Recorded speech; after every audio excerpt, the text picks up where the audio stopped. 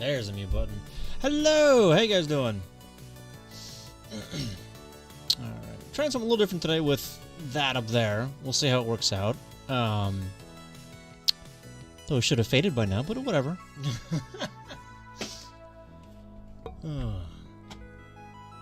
Where is... Hang on. Oh, there they go. There they go. Okay. I was being dumb. Wait, what? What do I have? Oh dear, I've got two of them in there. And remove that one. Yes. Okay. Okay. Okay. Each stream is different than the last, I swear. Like, the setup for it. Because again, I've tweaked my audio settings, so hopefully, like, the alerts you can hear them this time. We'll find out if you actually can or not. Anyway, so today I'm hoping to work on the background stuff for the game itself. I went ahead and broke things off stream, as you can tell. All the colors are wrong there. Goodness gracious. Hang on. Why are all the colors wrong? That's something different. Okay.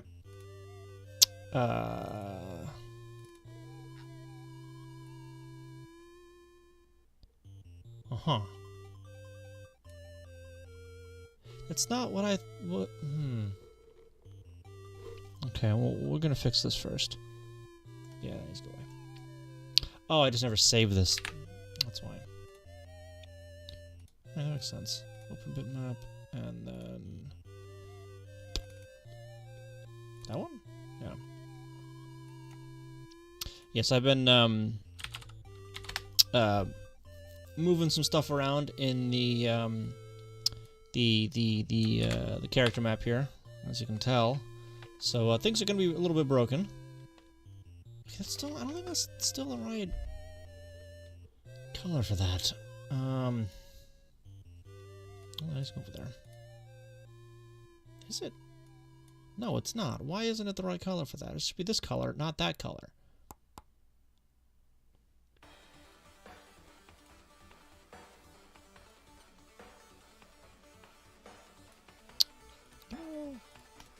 There it goes. Save that.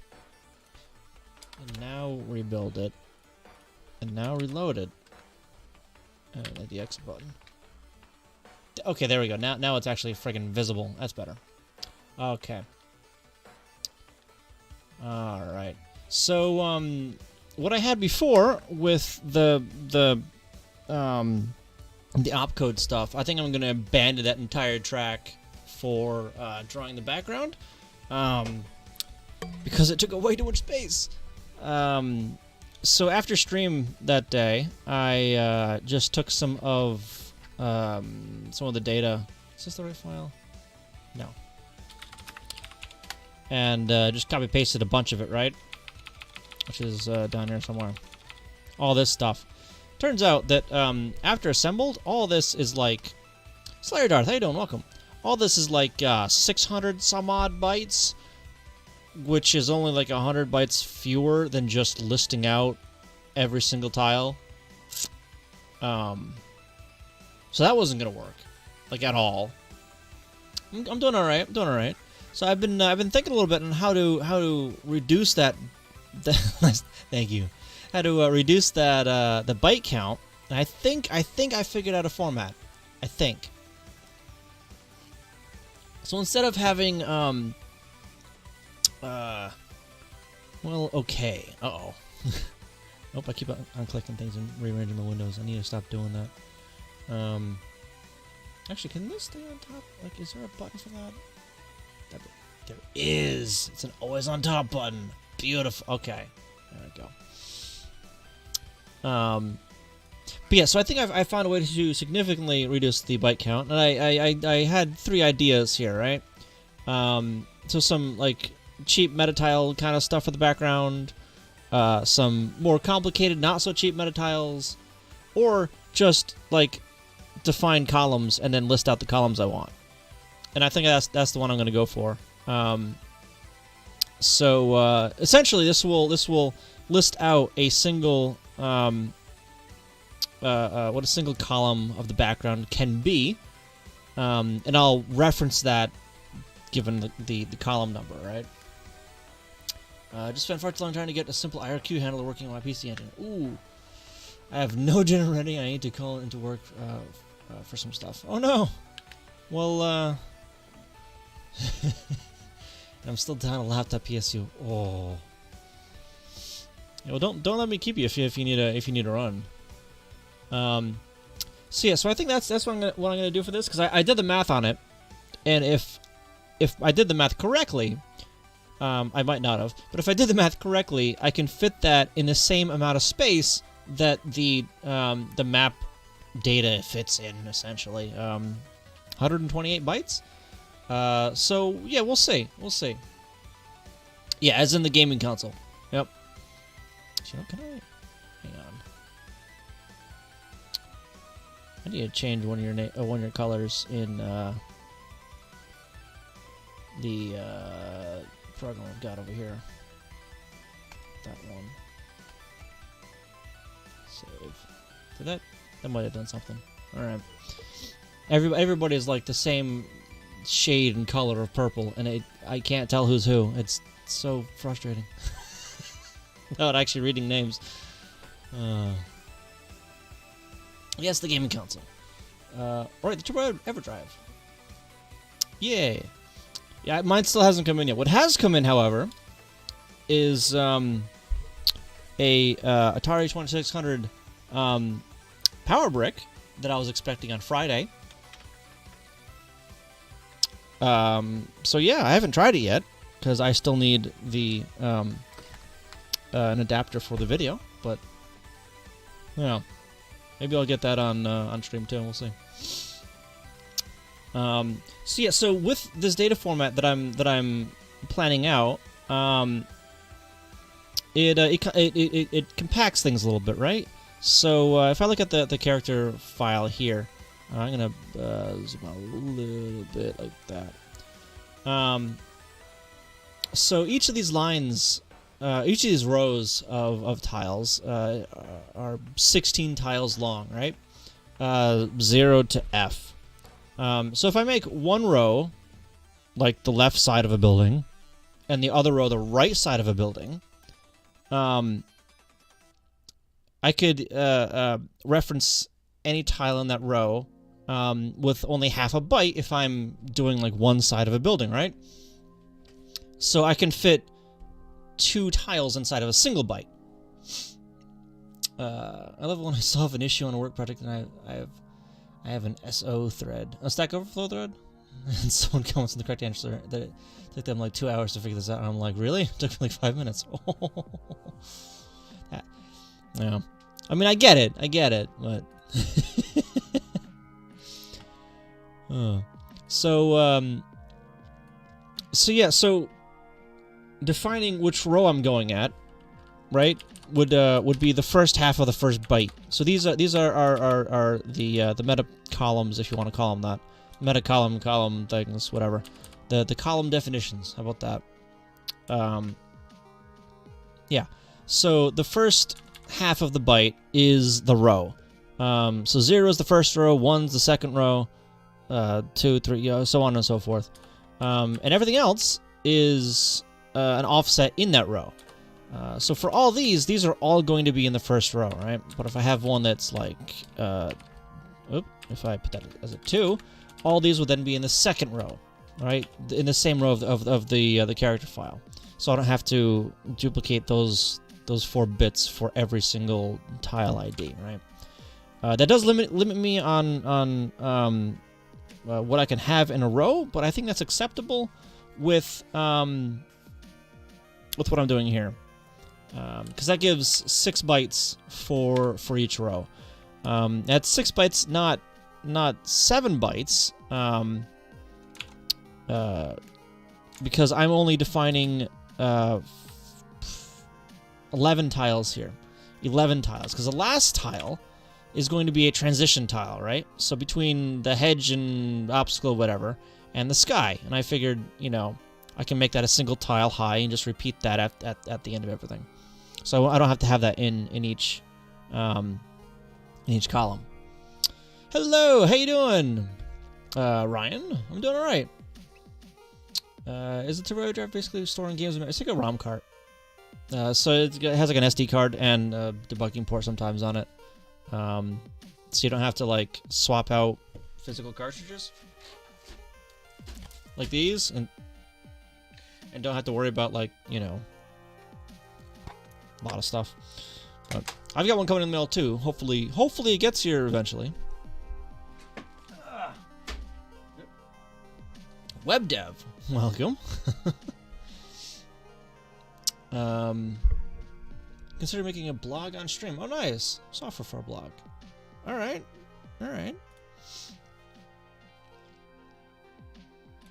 Yeah, I remember way back when I was in college, I made a like a news feed plugin thing for a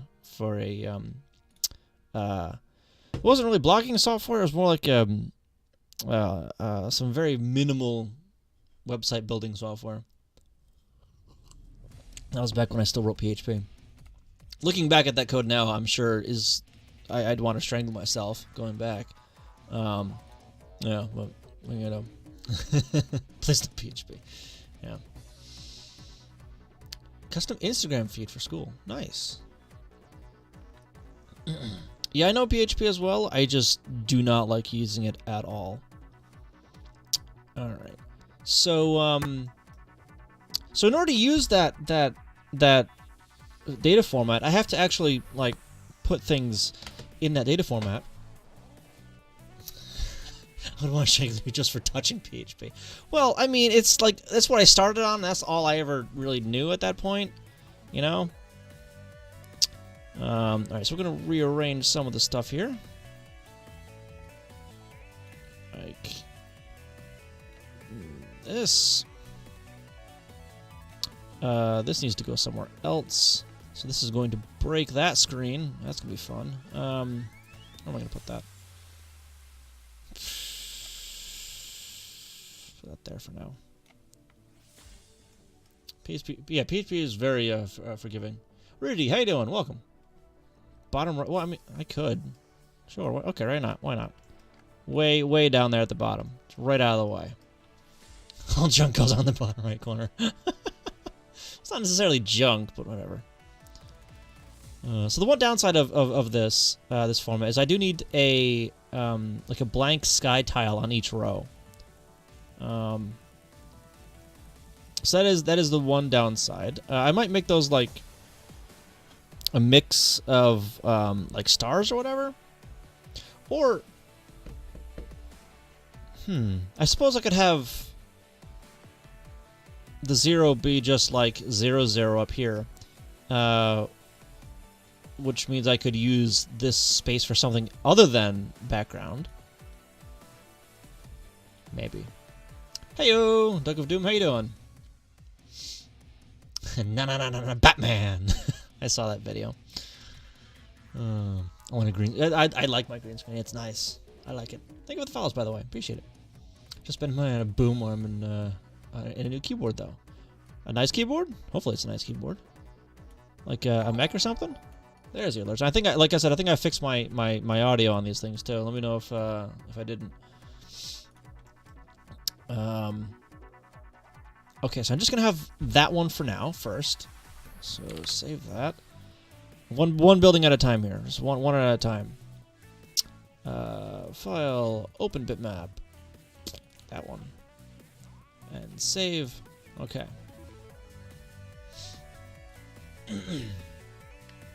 $30 keyboard, but it's mechanical knockoff of Cherry Blues. Blues are my favorites. Blues are my favorite key type. These are blues actually. No, knockoff blues, but you know. While building a computer, I discovered I was not as good at raw assembly as I thought I was. Well, building a compiler. Gotcha. Yeah, I haven't built a compiler yet. That is one of the things I do want to try. Yeah, the sound It sound sand? Feels nice? Sound sand. What, pray tell, is sound sand? If you mean that like the keyboard sounds nice, I agree. I agree on the Cherry Blues on that one. Alright, so that's gonna be 1 and then 1 and 2 and 3.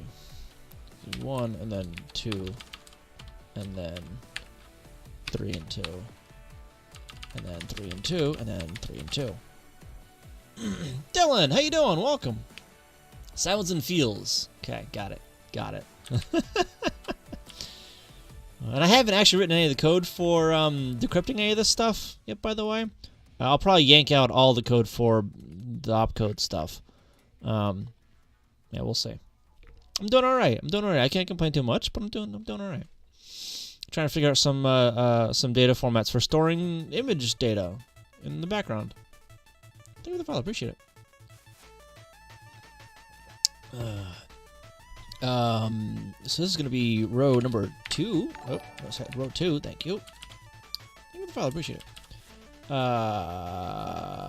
And actually, this is gonna be a mimic of that one. So I'm just gonna do that, and then make that a 2, and then make that a 2 as well, and then just delete that row. Voila. Okay, there's 2 buildings. Beautiful. We're gonna get rid of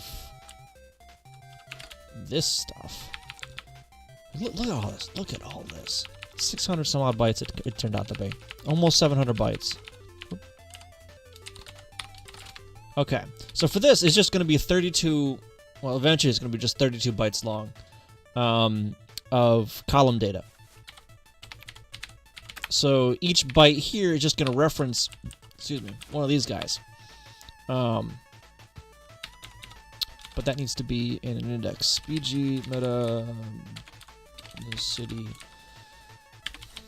lookup. That word? Yeah, that word. BG meta city 01. There we go.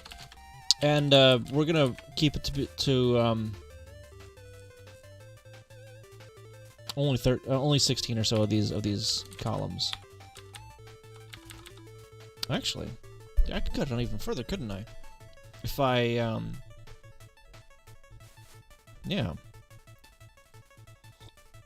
So if I only have 16 of those, I could do the same thing that I'm doing with the tiles themselves and double up the column IDs. So like 1, 2 there instead of writing out, say, 0, 1 and then 0, 2.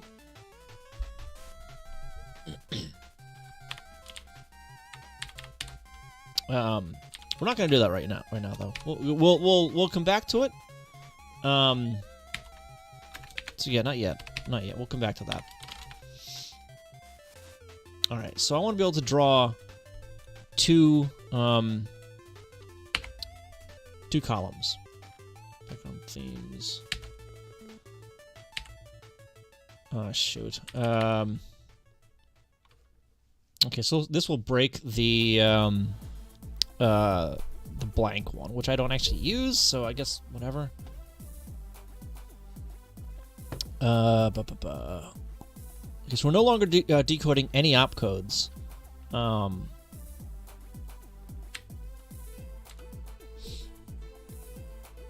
Yeah, so instead, well, let's hang on. How up to is? Let me just make sure that I'm fully committed and up to date here.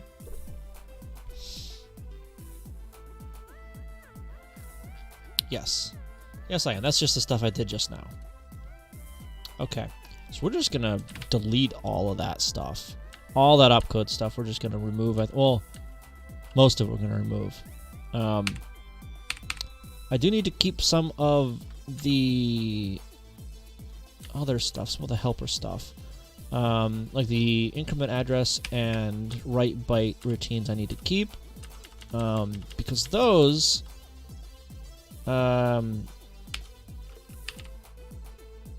those help with the wrapping around after it hits 12 tiles Oh, it's gonna be 11 tiles actually. After it hits 11 tiles, now it needs to wrap back up at the top, and it also needs to wrap to the second name table. Yeah. So that's coming out. That's going away. Up attribute. Yeah, I'm just gonna keep one attribute, one palette for the entire background for now. I'm not gonna bother with the rest of it.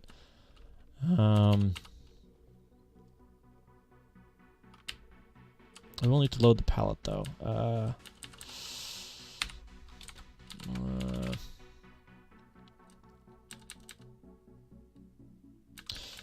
Yeah, I'll redo that if I have to. Okay. Load up the pointer to the column data. Column metadata. This is metadata we're working with right now.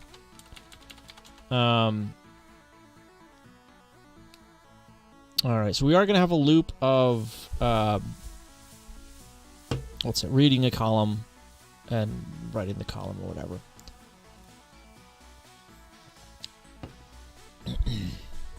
So what do we need to do? We need to first load up the actual column itself. So, what should be this guy right here. But that is in temp address, right?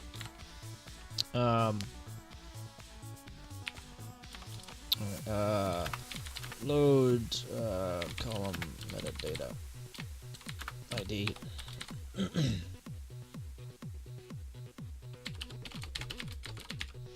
Temp address at Y, right?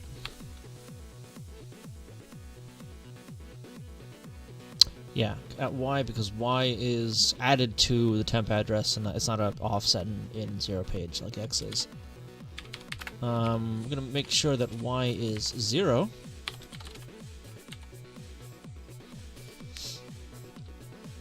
And this will be, oh wait, no, that's going to be 0 and then a 1. 0 and then 1, because assembly is, oops, is based, array start at 0 in everything that's saying. Alright, so now we've got the ID of the meta column, the metadata stuff. And now we need to figure some other stuff out. First we need a ASL8 because it's a word. And then load up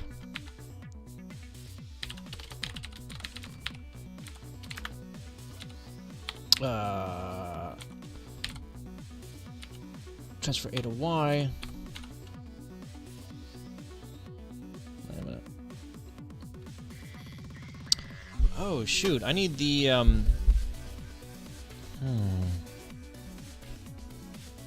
So I wanted to make this so I could just like switch out background themes really easily. That's why I've got a lookup. Whoop, wrong way. A lookup table way up here. This guy right here.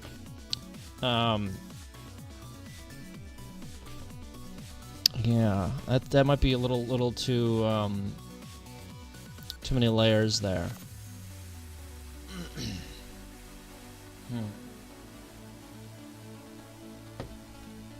Wait, do I have how many more temp address variables do I have? No, there it goes. Because I don't think I have very many. Meta tile address. I can reuse that, right? I think I was using that for something that and something that I removed actually. Yeah, so we'll put that in the meta tile address, I guess. Right? We could. So look up.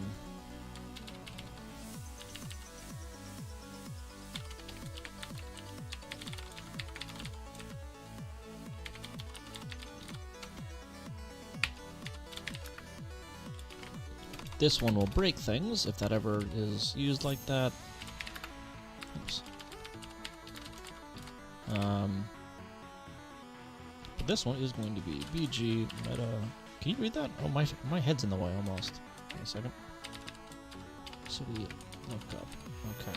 So I just made a table of a lookup table of lookup tables. In case it wasn't confusing enough.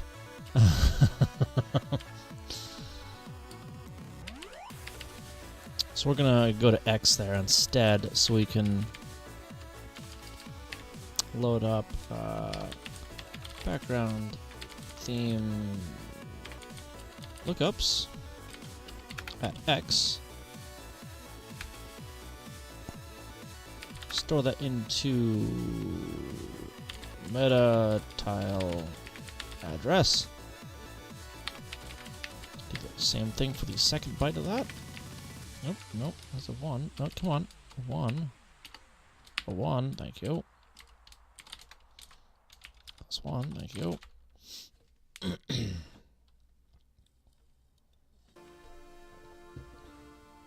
Okay. So now that has the address of one of these guys in it, right? That's a pointer to one of these guys right here.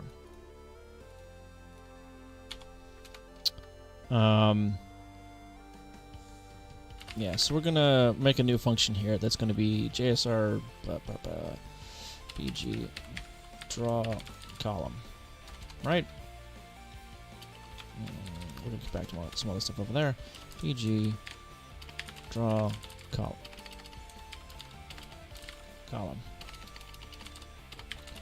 I swear I can type. It's a thing I can do. Really.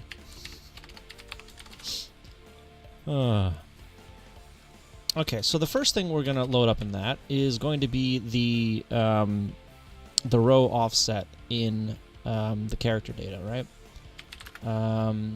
So load up Y to be 0. Load up meta tile address at Y. And we're going to AND that with F0. So that's going to get us our offset, or our column, or row offset, or whatever, right? We need to put that somewhere. We're going to put that.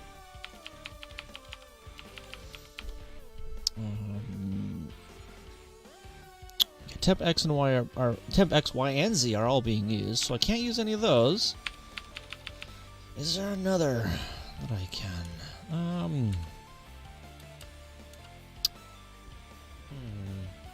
See, I don't really want to use temp attribute, because that isn't really right. It's not an attribute; it's a tile, you know.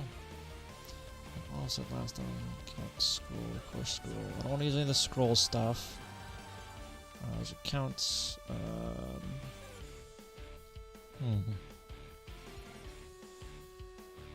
Mask, working seed, clear entity tile. Can pause. I'll just flip. Well, let's do this. BG tile row. Res 0, so it uses the same address as this guy right here.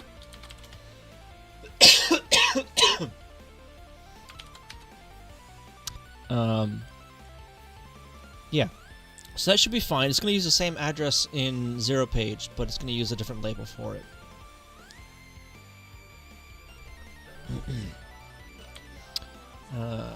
So we're going to store that into BG tile row. And then we're going to reload meta tile adder at Y. And the other half of it, 0F. Actually, no, that one I could just, I don't need to AND that at all, because yeah, that's actually just the tile ID of the first tile then. So tile ID of 10, hex 10, I mean, that's the first tile there. That's it. That's this. Whoop, whoop, whoop, whoop. That's this guy right here. So I don't actually need to AND it and then combine it with anything else, or it with anything else. For the first tile. I will have to with the other tiles. I'll have to swap them around a bunch. We're not going to worry about that right yet. JSR right bite or something like that. What did I call it? Did I call it right bite or something? I'm going to keep that one down there, actually. Range not allowed. What do you mean range not allowed? There it goes. BG right bite. There it goes. Yeah. By the way, a little bit into the naming scheme that I'm using here. BG underscore or whatever lowercase underscore is always local to that file. So I don't call those functions, those routines from outside the file. The ones with caps in them, like draw background, I call that stuff from other places. So that's a side note on that, because I do know someone asked about my naming, my naming convention over the weekend. So just wanted to clarify that a little bit. Okay, now we have a loop. It's gonna do a few things.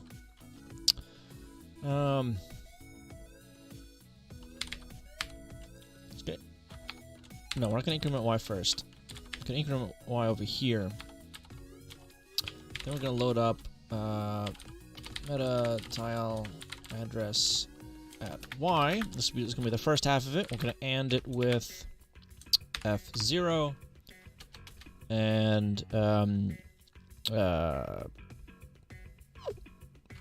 other direction, not ASL, it's the other direction. ASL is shift left one bit, but I want shift right one bit. LSR. LSR A. But I'm doing that 4 times to get it in the first 4 bits, the lower 4 bits. And then I'm going to AND that with BG tile row. And then JSR BG right byte. Then I'm going to increment Y, load up the tile again, add Y. This is going to be the second half of it. AND it with the other one to clear out the bits. And then just AND it with, or no, OR it. I don't want to AND, I want to OR.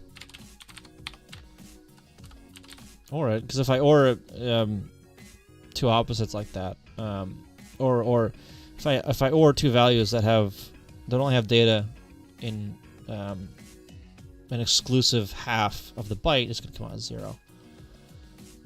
BG tile row? No. Yeah, okay. BG tile row. Oh. Then JSR BG right byte. I'm going to increment Y. And if Y is equal to something, what is it equal to? Like 5, actually. If it's equal to 5, actually, no, if it's equal to 6, if it's not equal to 6, we want to loop.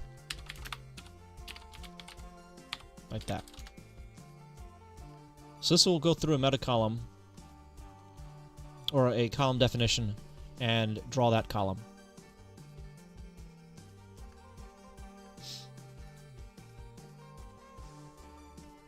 Okay. So that's to draw 1 column. Let's see if it assembles and draws a column. It doesn't assemble. Oh, these are definitions up here of opcodes. These need to all go away. That. Try again. Okay. Oh, geez. This is these guys on here. No, that button.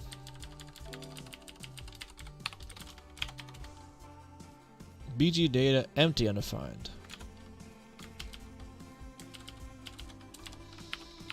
That's what happens when I like just rip something out and don't really think about it too much. 4. Okay.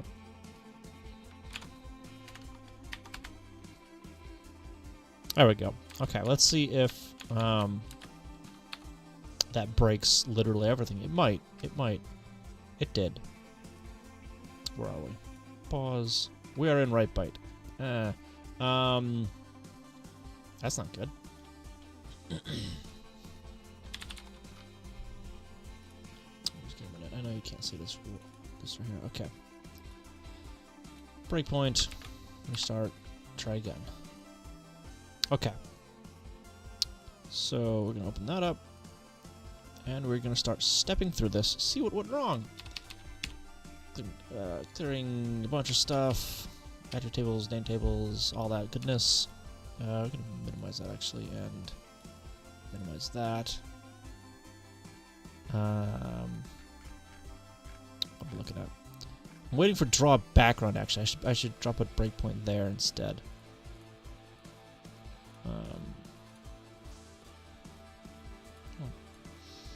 All right, because that's that's in a few lines here. Okay.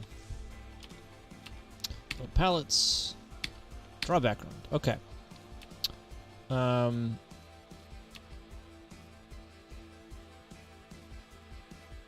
Okay. Load up the stuff. Background themes at that. So this is going to get the address of what's it? The lookup table. So this needs to be an address display. Like that. 4C1E does not look right. Because I didn't store it yet. 891E looks right. Alright. VG Data City 00. Oh, right, because that's the first piece of data in that. Let's actually split this guy. Go to the bottom there. There we go.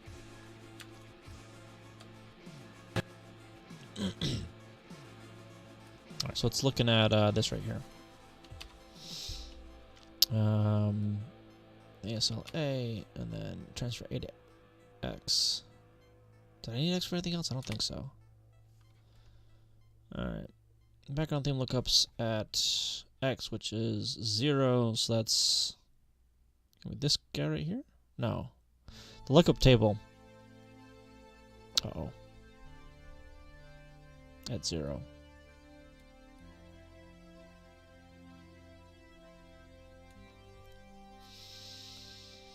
I missed a layer. I missed a layer. This guy right here. That's not the meta tile address. That is the lookup table address.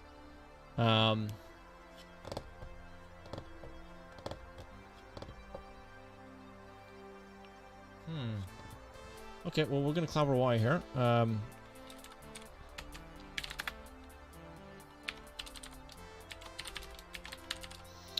we're at Y.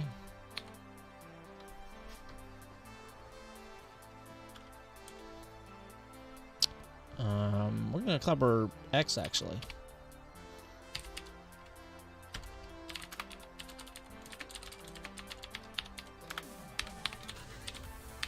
Y.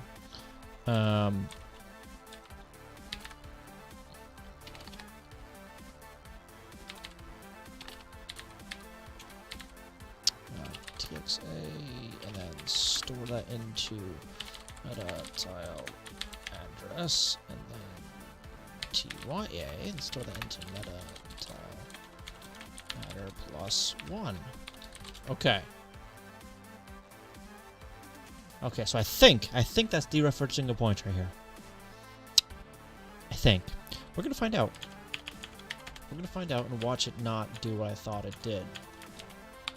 Because how else will that go? Start my controller over there. Alright. We're just gonna drop breakpoint there and get rid of the other one. So I know all the clearing crap works, so I don't need to like step through that. Oops. Okay. This one, background theme stuff, probably correct. BG Data City, that is correct. What is it loading up? BG Data City. Alright, let's go over here.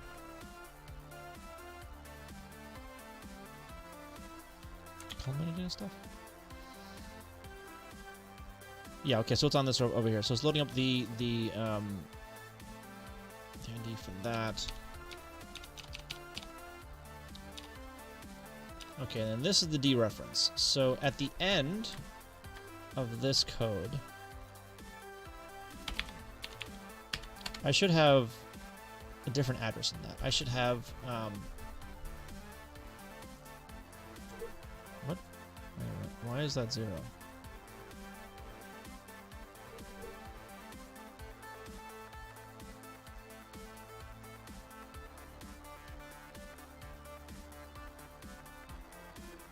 Hold up.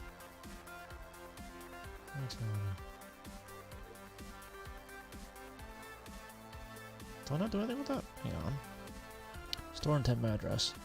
Background themes. That's this guy, right? Theme address lookups.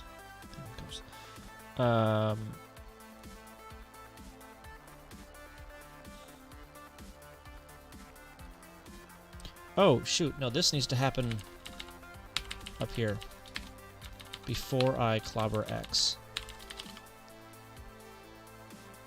Lovely. Back to SQL optimization stuff. Oof. I do not envy you there. Not gonna lie. Okay. So I have a feeling, once again, I'm making this more complicated and convoluted than it needs to be. We're just gonna, you know, ignore that for now, though. Alright. So loading up the background themes, putting that address into temp address, and they're going to be looking for the lookup table and putting that address into the meta tile address variable. So I'm looking up 2 pointers. I'm okay. That looks correct. 892B and 8927 are close enough that they should be right next to each other, like they are in the file here.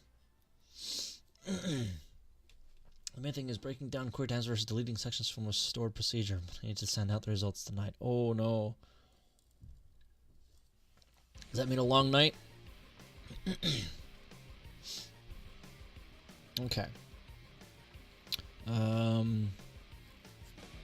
the meta column ID. So this should be loading up the ID for the lookup table. So 00, gonna do stuff with it. Fine. First one on that is going to be something different. Okay.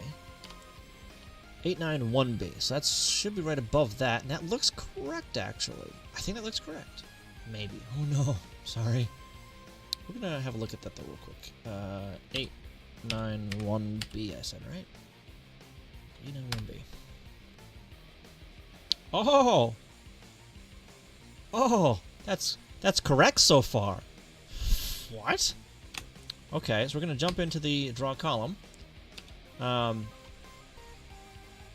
So this, the metatile address, is a pointer to one of these guys over here. Is that window manager? I mean, maybe. That sounds familiar now that you say it. So, I probably don't know. Alright, so we're loading up 10. We're going to AND it with F0, which should just give us 10.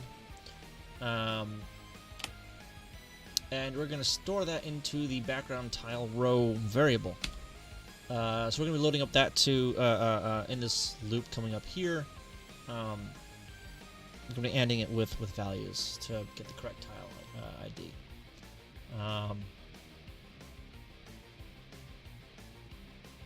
I don't need to reload that, do I?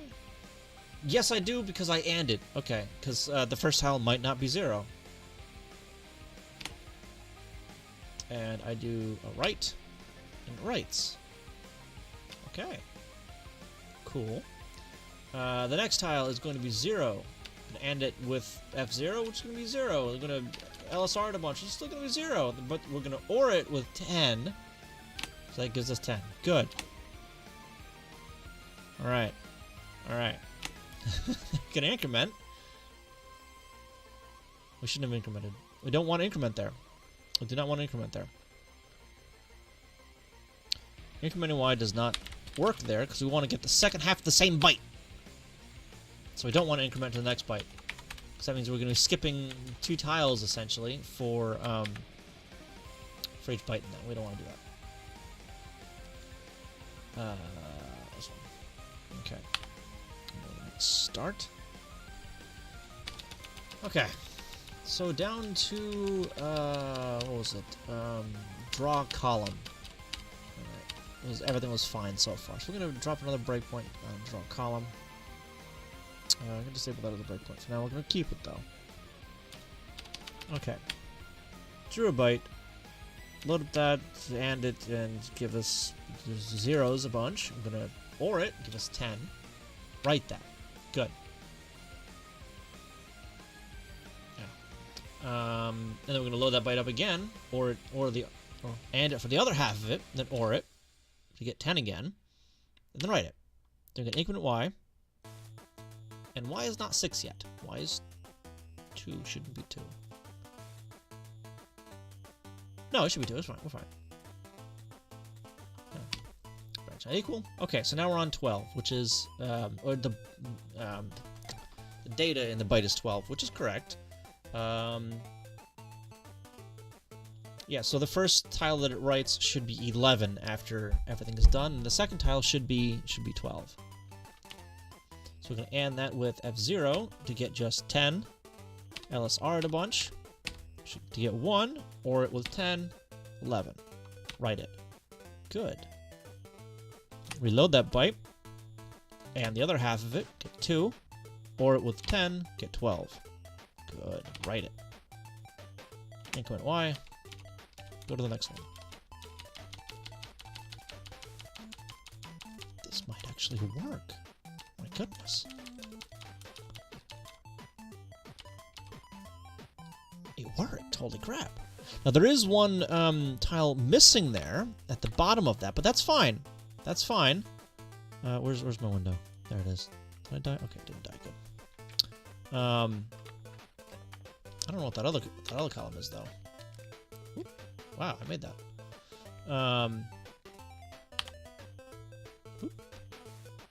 That other column shouldn't be there. But that's good. That is good. That is what we want. Hello, Ship of 12. How you doing? Vaguely? Vaguely. I'm bad with names, though, so you're gonna have to forgive me with that one. How you doing? Welcome. Alright, so there is a blank tile in there. But that's okay, because we're gonna be writing, we're gonna be drawing the transition tile there, so we're gonna ignore that for now. Oh, right. Yeah. I remember you mentioning that. And then you found someone else that did something similar and whatnot. Why is everything vertical there? Oh, I know why that's broken like that, because I don't... Okay, I don't... So at the end of this guy here, I need to load up, shoot, what was it? The draw horizontal thing that I nuked, out of this. So I need to draw horizontal back. It's in the attribute one. Where is it? This one. Copy that. And then we're just gonna paste it.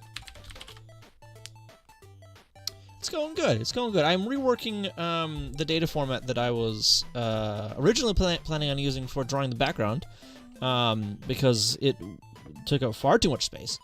So after stream this past weekend, I took a bunch of, you can kind of see it over here. I took a bunch of the opcodes, right? The ones I had already drawn out or typed up, and I just copy pasted them a bunch, right? To fill up the screen. So the individual tile data, if I just listed out the tiles, is like 700 some odd tiles. This turned out to be like 600 some odd tiles, so it was absolutely worthless to do it that way. So, oops, we are reworking it to hopefully fit into 128 bytes. So that's what I'm doing now, is I'm reworking things to be to fit within inside of 128 bytes. I'm gonna make that. All right, come back over here. Okay, good. So I did the go back to horizontal thing, and it fixed that thing, that part of it, which is good. Okay, so we have half a building there. We need to put the other half of the building on the map. So let's do that. Let's do that. Oh, so I need to load up my dates. So I need to start the loop over here, don't I? That's what that is. Because this stuff doesn't change. At least it shouldn't. Oh, it does.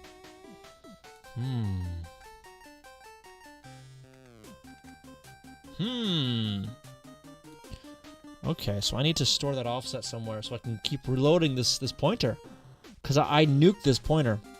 I dereference the pointer and store it in the same address. And I don't know if I have another pointer address that I can use that it's not being used somewhere. So I'm using the metatile address pointer. Any other ones I can use? I don't want to use the do frame pointer stuff. I mean, I can, but that's just bad practice, I think. I'm not nearly as starved as that to start reusing those. That starved of space in what's it? Zero page. This right here is the last variable I have in zero page, and that's at most 4, I think. Nikki297, how you doing? Welcome. And I have like all this space from like down here all the way up to here to still use. Yes, you know what? Let me actually just make some more variables. Just a bunch of background variables. Just to keep things easier. I am not building a disassembler, no. Sorting, how you doing? Welcome. I am instead building a game in assembly for the NES in 6502 assembly. So it's an infinite runner game. So the further you get, the higher your score. That's where I can play my own game. It looks kind of like garbage right now. Don't worry about it. I'm still working on, number 1, drawing the graphics, and number 2, putting them on the screen. For the playfield itself, I have that mostly figured out, which is what I'm jumping over and whatnot, the darker areas, whatever. I do still need to figure out color themes and actual themes, which is what I'm doing with the background. So right now, tonight, I am working on a format to store the background and then draw the background that isn't an entire kilobyte of data. So, yeah. But, yeah. I think Bridgewater was working on a disassembler for 6502, though. Not in assembly, though. He was using, like, Forth or something. Interesting. Is most of the code in a v-blank interrupt kind of update loop? So I have... so the code is split into 2 parts. There's the frame code, and then there's the draw code. So frame and NMI. NMI is the only time that I can actually draw things to the screen while the screen is turned on. The frame code can happen during while the frame is being drawn, but I can't, necessarily draw to the screen. There are some exceptions to that. One of them I use for the stationary status bar at the bottom, using a sprite 0 hit.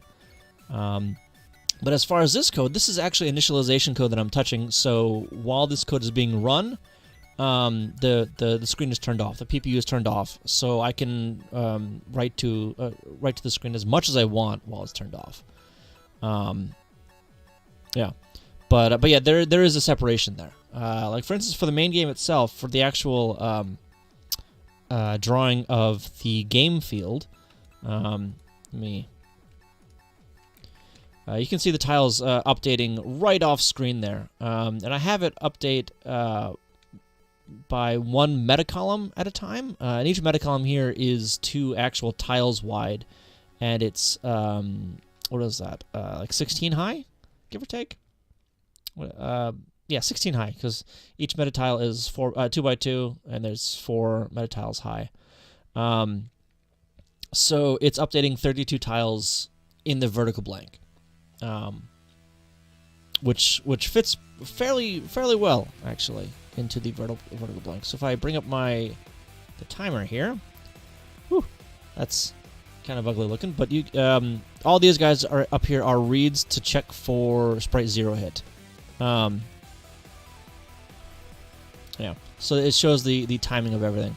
But if you have a look at the bottom of this graph here, we can see all these guys queued up. That's all, again, the sprite 0, looking for sprite 0. But if I'm playing the game here, you'll notice that it's barely showing any of those at the very bottom. So I have enough time with actually all of my code so far to just run everything in NMI. I don't, but I have enough time to. Yeah, there are games out there that like trigger everything on the NMI, and they don't have a robust loop of anything. It's just the loop is the game loop, as it were, is just a very tight like jump to the address right before me, and they do all their everything in the NMI in the interrupt handler, and just time it right so they get everything that needs to be done before the draw done. But you know, I don't do it that way because that's I think terrible practice. But yeah.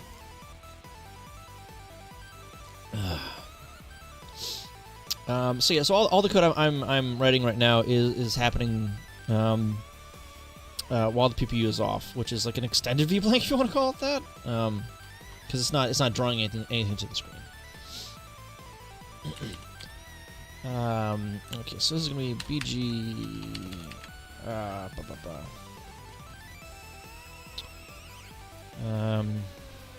Data pointer. Those 2. BG lookup pointer. Those 2 and BG lookup data pointer. Those 2. Okay. So this will hopefully help with a little bit of the confusion here with my reusing variable names.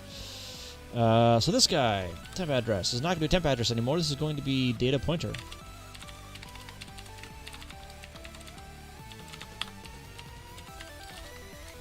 This guy is not going to be a metatile address anymore. This guy is going to be lookup pointer.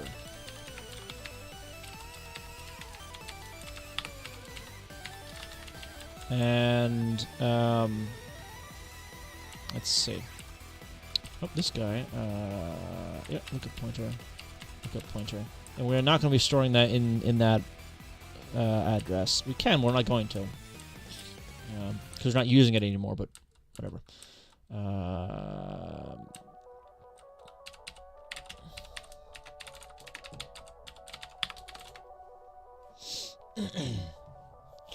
I just imagine somebody a long time ago built their game dev career knowing all these NES details and one day proof. It's not needed anymore. And one day poof is not needed anymore.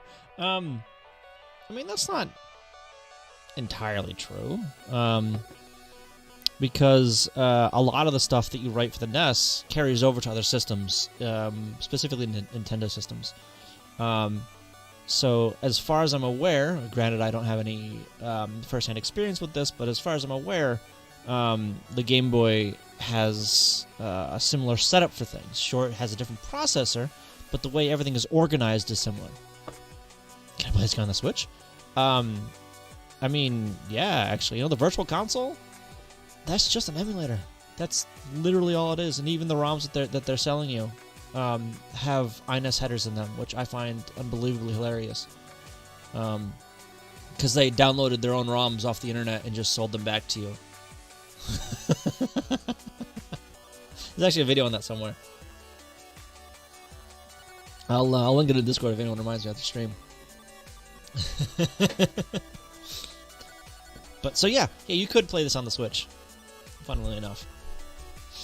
If you had a, yeah, seriously, it's. Let me actually get the video, because I found it absolutely hilarious when I found that out. Disc Dude headers? No, I don't think so. I don't even know what Disc Dude is. So do enlighten me on that one. What pray tell is Disc Dude? Trying to see is it this one? Shoot. No, it wasn't that one. I think it was in a GDC talk.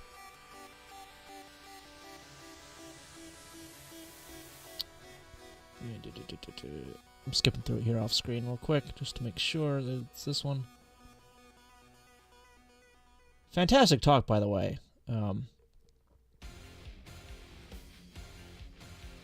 Where? Really? Oh, here it goes. Okay. Can I just get this without the playlist? Because I don't want to show that playlist on stream. What? Friggin'! Come on. Just the video, no playlist. Okay. That stuff. Okay. No. Let's pause this real quick. I'm only gonna show a minute or two of this. NES header. Back up a little bit. Emulators by selling you emulators. The Virtual Console is nothing but emulations of Nintendo games. And in fact, if you were to download Super Mario Brothers on the Wii Virtual Console, so on the left there is a ROM that I downloaded from a ROM site of Super Mario Brothers. The same file has been there since. It's got a timestamp on it of like 1996. On the right is Nintendo's Virtual Console version of Super Mario Brothers. I want you to pay particular attention to the hex values that I've highlighted here. That is what's called an INES header. An INES header is a header format developed by amateur software emulators in the late 90s. What's that doing in a Nintendo product? I would posit that Nintendo downloaded Super Mario Brothers from the internet and sold it back to you. So, I mean, it's hard to really argue with some of that stuff there. There's, there it goes. That's the full GDC talk. Great watch, by the way. He goes over some really good stuff about game preservation and all that. Oh, mic's still on? Yeah, okay.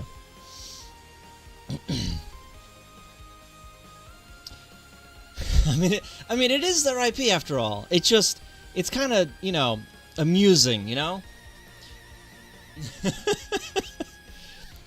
I mean, no one's gonna be suing them over selling their own stuff, but it's just like, it's a bit of a slap in the face, right? When they claim that emulation is killing their business model, when they are using emulation themselves to make money.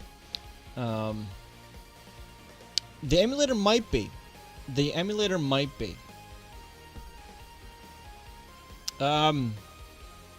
It's possible. I haven't looked into it in depth. I don't think he mentions it in that talk. So that's possible. I don't know though. I don't know. And it all depends on the license for the emulator itself. Whether the license for the emulator allows it to be sold and modified and all that. You know, there's good emulation out there, and there's good emulation and there's bad emulation. You're not wrong. How you doing, Slash, by the way? Did I say hi to you yet? I don't remember. I don't think I did. Welcome, how you doing? Yeah, so I just found that really, really funny. And he compares video game preservation to movie preservation. With like, oh, how many movies from this time can we still buy from like Best Buy? Oh, look, all these. Okay, cool. How many games from that time can we still buy? Oh, like 4, and they're all Mega Man. Okay. If they fear other emulators, obviously theirs must count as bad emulation, right? You know. Okay, so not metatile address. This is going to be the background lookup data pointer. Lookup data pointer. Like that. And then in the draw column, we need to actually use that.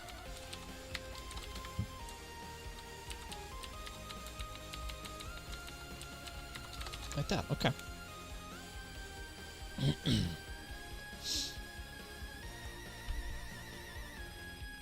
Let's make sure that this still assembles. Good, it still assembles. Let's make sure it still draws the thing to the screen. I think it did. Did it? It did! Good! Okay, we didn't break anything. This is now invalid, so we can just get rid of that. Doesn't make you do all the boot stuff, my assembler. So, kinda, sorta? So my assembler is CA65. If you do !tools, it'll show you all the tools in there. I think the assembler is like the first or second one on there, on the list. And there is some initialization stuff that I need to do for the NES.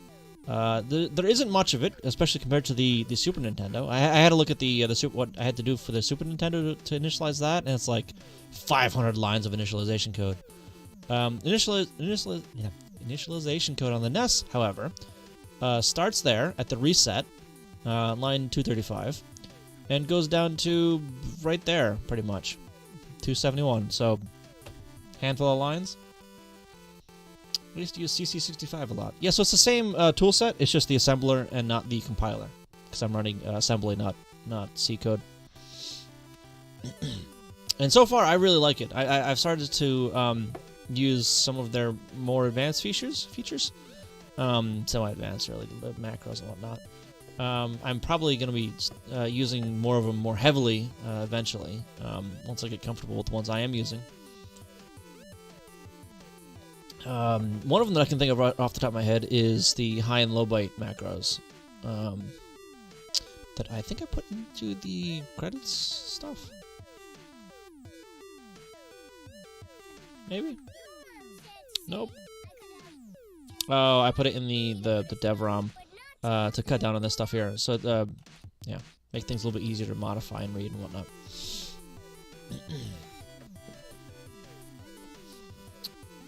Is that Unix AT&T syntax or Intel? I don't know either of those syntaxes, so I wouldn't be able to tell you. Yeah, I'm not. I have no idea. And MOS syntax? Is it Intel? I'll take your word for it. 'Cause I don't know Intel syntax, so. Yeah, and I don't know the difference between AT&T and Intel syntax. Okay, so we drew a column. We need to draw like 15 more for this name table. Actually, does write byte take care of that stuff? No, it doesn't. Wait. Yes, it does. So I can just loop through that 32 times essentially. That'd be pretty nice. Okay, so we're gonna do one of these. Oh, not a minus there. I clobber X and Y, don't I? No, I clobber Y. X isn't touched, so I'm going to use X. X is going to be 2? 2 for now.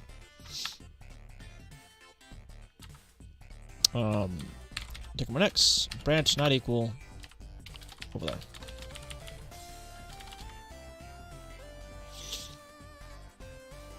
You can recognize it anywhere. It's horrible. Oh. I haven't seen at label used in branching before until now. So that's, I think, specific to my assembler here. It's a local label or scope label. AT and T syntax.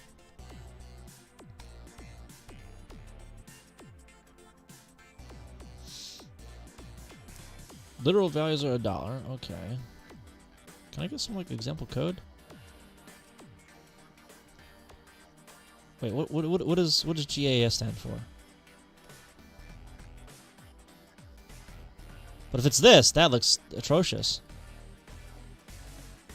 If you can zoom in a little bit. If it's this over here on the left, that is atrocious looking. GNU Assembly compiler. Okay.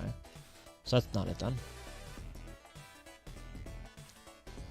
Let's give me GAS. Just GAS. Okay, you know what? Google, help me out here. It was on the left. Oh, good lord, what? What? Yeah, that's ugly looking. That's I don't like that. I don't, no. First off, I hate the percents everywhere. What is going on with a number before any of the other operands? What? Yeah, I don't like that at all. Yeah, so that's a hard no on AT&T. That's a hard no on AT&T.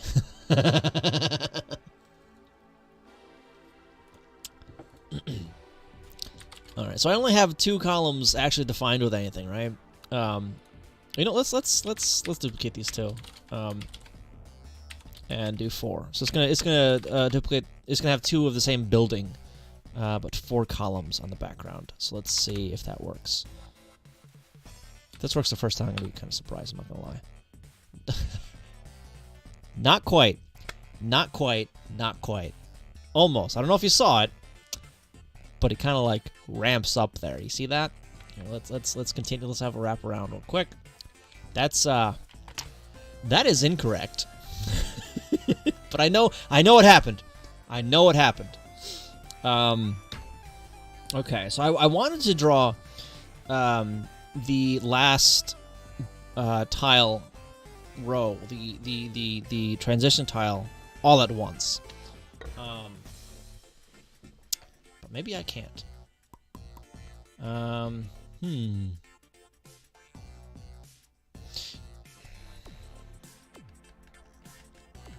So I can either draw the tile I want, or draw the transition tile now. Redraw the last tile to get it aligned on the next column, or redo the address, rewrite the address to the PPU. Third one's out because I don't want to be doing any of that crap because that's already handled in other functions, the write byte function. And if I redraw the last tile, I'm gonna be drawing over that at the end of the loop. I mean, but do I want the overhead of looking up what tile I need to draw for the transition right now?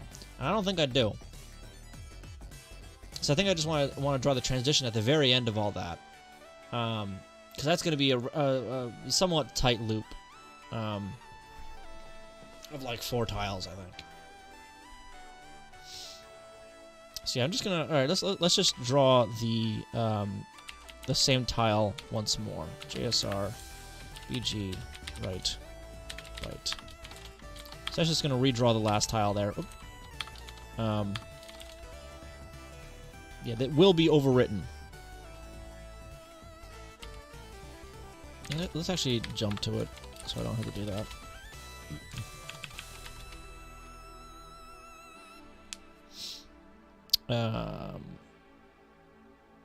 You know, over here, and then over here, we'll do that.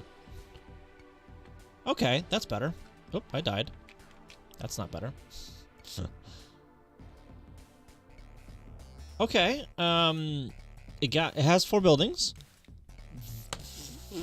They're not correct. Not the correct buildings. For some reason. So let's step through it and see why they are not the correct buildings. So half of them are correct, but the right-hand side are not correct for whatever reason. So make sure that okay, so the tiles in the character map are correct. It's just not drawing those tiles to the screen. All right, but that style could work for another building, but that's not what I want on the screen. That's not what I want on the screen. So we're gonna reset that. Draw background. Actually, that's a good location. Not there. But this loop right here. Alright, start. What is that for now? Okay, so we're loading up. Darn it. Where are we? Okay, we're right over here. Right at the loop. We're loading up 0, getting it into the data pointer. I never increment the pointer. The data pointer. That's why. I never increment a data pointer. And I need to be looping to that, not whatever this is.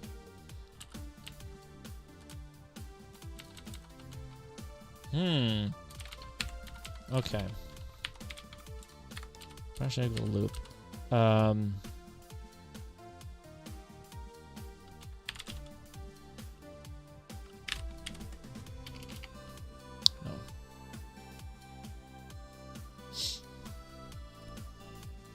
I need a countdown of something. I need something to count down.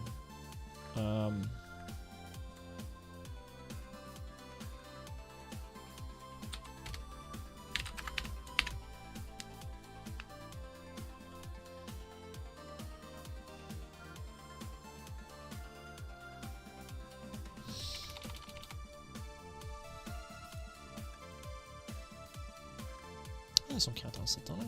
Temp counter. Let's put it in that. Load up 4. Store that into temp counter. Decrement temp counter. That. Think of the file. I appreciate it. Okay. So I needed to look up the column metadata each time. So I needed to look this address up every loop. So yeah, that's gonna load up one of these guys. That's just gonna look at why.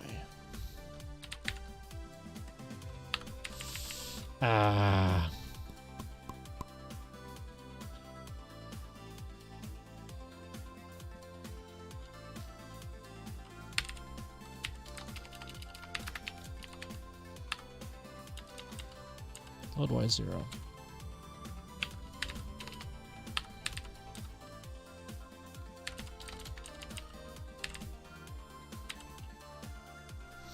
Actually, let's load A0. Store that into temp counter. Load Y temp counter. Like that. Then we are going to increment temp counter. Load it.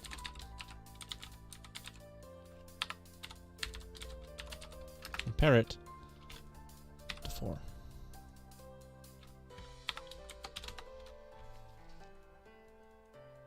Actually, let me do a little math here. So Increment 5 cycles for that. 5 plus a load I. But if I do an add carry, 3 cycles, clear carry, it's 2 cycles. It's the same amount.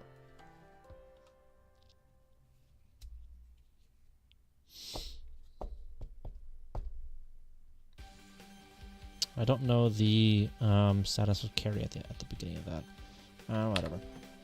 Doesn't matter too much. So increment it, load it, compare it to 4.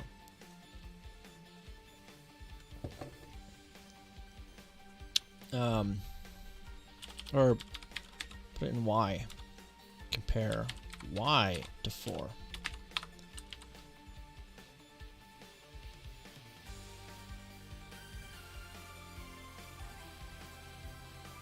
Alright. What I could do is I can load Y, increment Y. So this one loads up the temp counter, so it's going to be 0.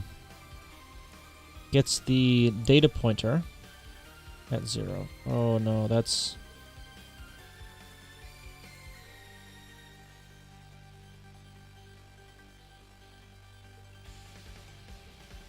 Wait a minute. I'm not using X for anything here. I'm just clobbering X. Why am I loading up something in X?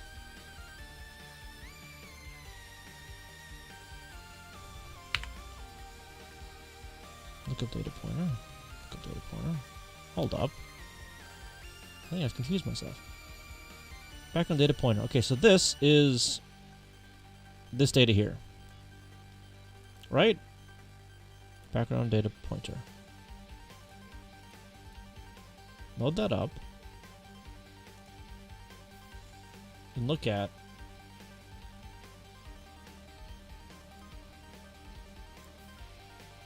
where is it going? Why?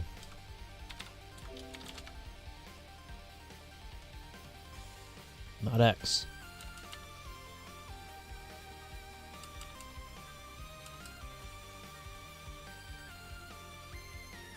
Yeah.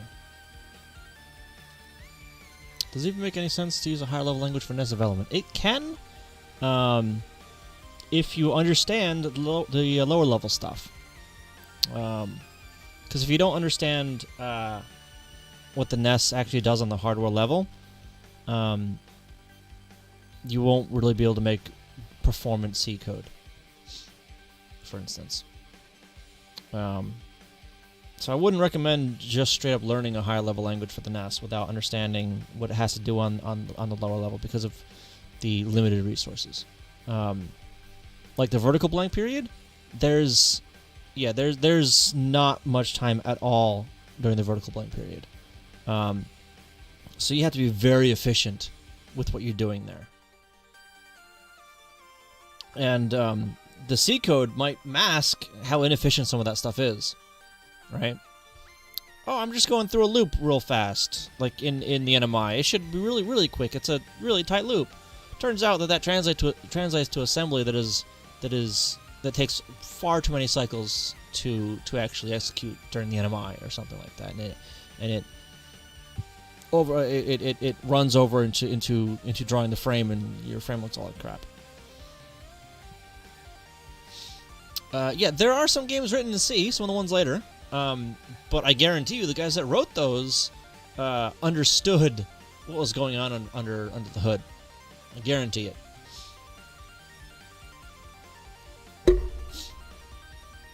The tip-off is seeing the printf control strings in the dump. Yeah, that'll do it. I'm not saying it can't be done, but...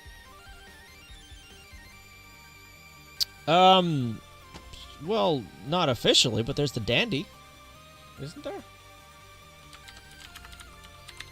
Which is a knockoff.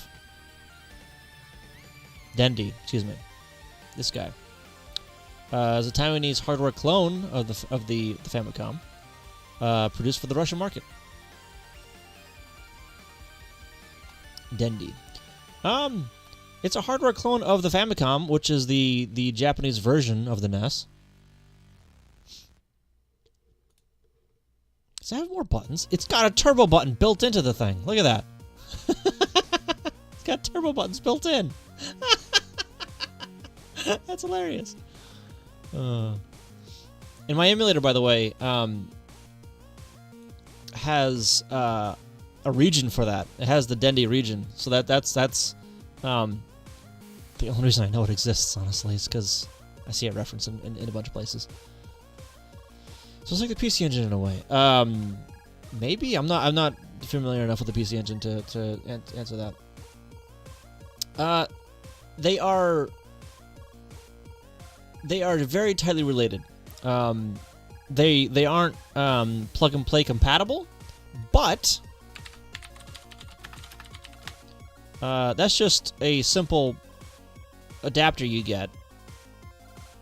This guy right here that turns a Famicom cart into a NES cart. Namely, the only difference between this is there's a few fewer pins, and the pinout is mirrored for whatever reason. But inside, the vast majority of it is the same hardware. It uses the same PPU, it uses the same CPU. The NES does have the addition of the lockout chip that I don't think that the Famicom actually has, which is some copy protection stuff on it. And more peripherals were released for the Famicom. But no, it's a NES pretty much. The NES was redesigned. Well, the Famicom was redesigned for the American market, because when it was coming to market, that was right after the video game crash that Atari caused a few years prior. So they didn't want the thing to look like a real console. They wanted it to look like a VCR, pretty much. They didn't want it to look like a game system.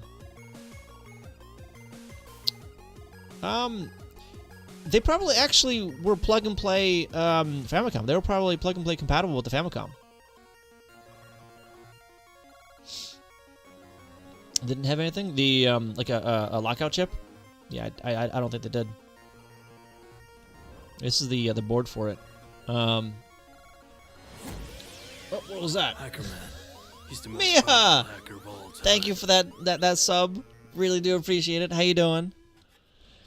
So let's have a look at these chips here. Let's zoom this in a little bit. Come on. So one of these is the PPU, and the other one is the CPU. So this one right here is the CPU, the RP2A03. That's the CPU. That emote is that? Oh, that's a I forgot I added that emote to my extras. Thank you again. I really do appreciate it. So yeah, the lockout chip is what does that say on it? 8812. And let's see, it's Nintendo branded. So this is Toshiba HD something or other. Yeah, so this guy doesn't have the lockout chip. This is the SRAM, more SRAM. Are these actually the same, like? Oh, yeah. 137p. I can't really read that very well. Oh yeah, so this chip is right there on my board. Q3. So these are the same, like, designations for everything too. It looks like. U4, that's my U4, U1, which is this guy right here. Yeah, it's missing the Famicom never had the lockout chip. Yeah, but the Famicom did have an expansion port on the front of the thing. This guy right here, and the controllers were all hardwired onto the stupid thing. That was one change between the Famicom and the NES, is the NES had removable controllers. My controller ports are in the other room with the rest of the case. But the Famicom, it didn't. Those controllers were hardwired to the stupid system. Well, mostly hardwired. They're technically not hardwired because they've got like a clip on them, but you couldn't like remove these, right? That was inside the console on the board. Yeah, so they didn't have a zapper, for instance, that like you could just plug into the front of the thing. Probably use the what's it? The expansion port on the front, actually.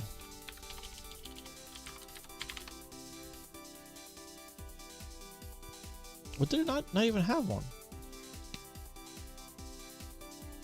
Oh, it did. Okay, that's a teeny tiny picture. So yeah, I used the expansion port on the front. Dendy had removable controls that were breaking all the time. Spent so much money on them. Oh no! I guess it really was a cheap Taiwanese knockoff. Yeah, so here's the controller wires coming in, and they're wired like all the wire runs all the way to the back of the stupid thing and plugs it in the back. Yeah. But one thing that the Famicom did have that the NES, that looks pretty nice. Look at that one. That's a nice one. That the NES did not have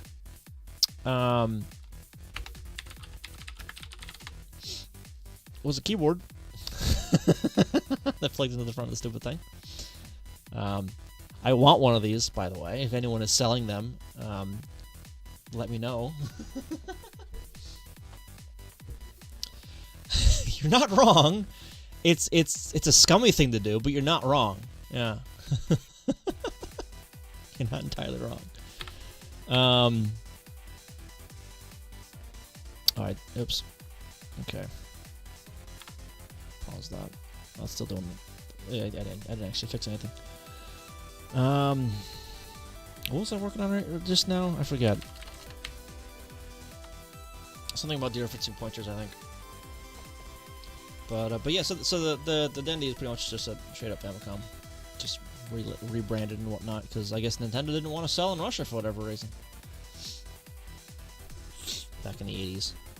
Do they sell, they probably sell first party stuff in Russia now, right? I know they don't in China, I don't think. Not firsthand anyway, because of the knockoff market in China. What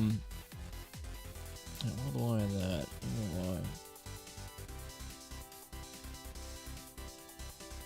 Alright, let's try this again. Switch is available in Russia today. Yes. Okay. Yeah, so I guess what's it?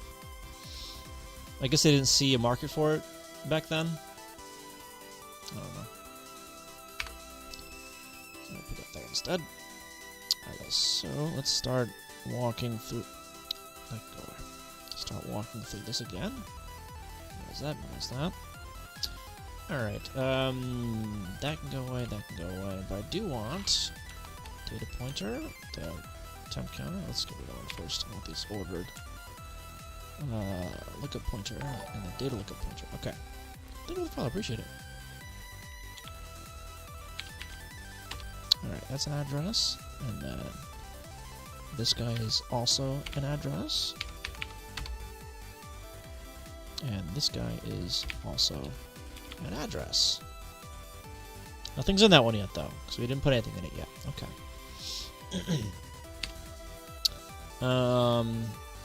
Okay. Temp counter is 0. Just scared to enter its market. Yeah, I could see that. I'm not familiar with the economic times in the 80s and 90s for any country, honestly, let alone one on the other side of the planet.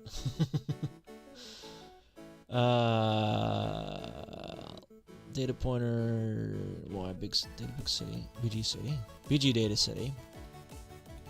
Okay. A0. It's also 0. Put that in Y. Oh, right, because it's the first ID there, so that's looking up. Oh wait, no. Okay, so I didn't want to do that there. I wanted to do that over here, because that's the actual data for everything. That's just a definition of where to find this stuff. Okay. Okay, so that was mistake number 1, I think. No losing control of anything. It's pretty much chaos. Oof. That sounds,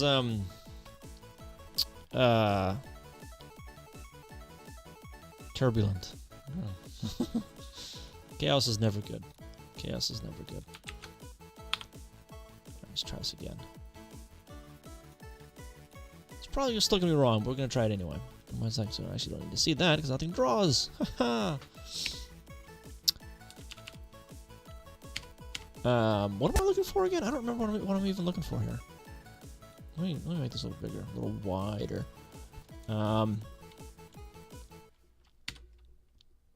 Lookup pointer. Lookup pointer? Wait a minute. Oh right, because I need to dereference that guy. BG data look. BG lookup data pointer, because that's the actual data where the data is actually stored. So that's the actual data for it right there. And it drew one. Good. I meant to step into that, but whatever. I never incremented that. Did I? Oh, because I loaded it and then incremented it. No, I don't want to do that. I want to increment the counter. Oh, I keep spelling that one backwards at the end there. And then load it. Okay. Starts.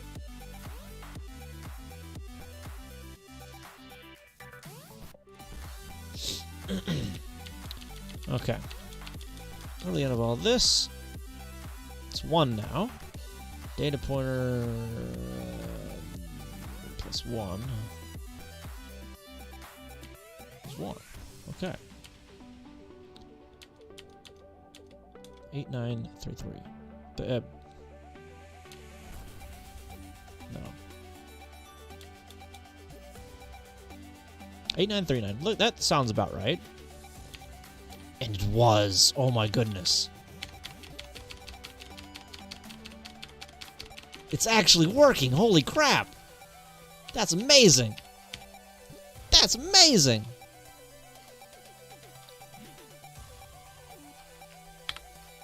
All right. We'll get it wrap around. Look at that. Look at that. It actually printed the 2 buildings I wanted it to print. Something working, right? It's astonishing. But that's good. That's good. So now, we're gonna duplicate this a little bit. We will add some other buildings in later. So that's 1, 2, 3, 4, 5, 6, 7, 8.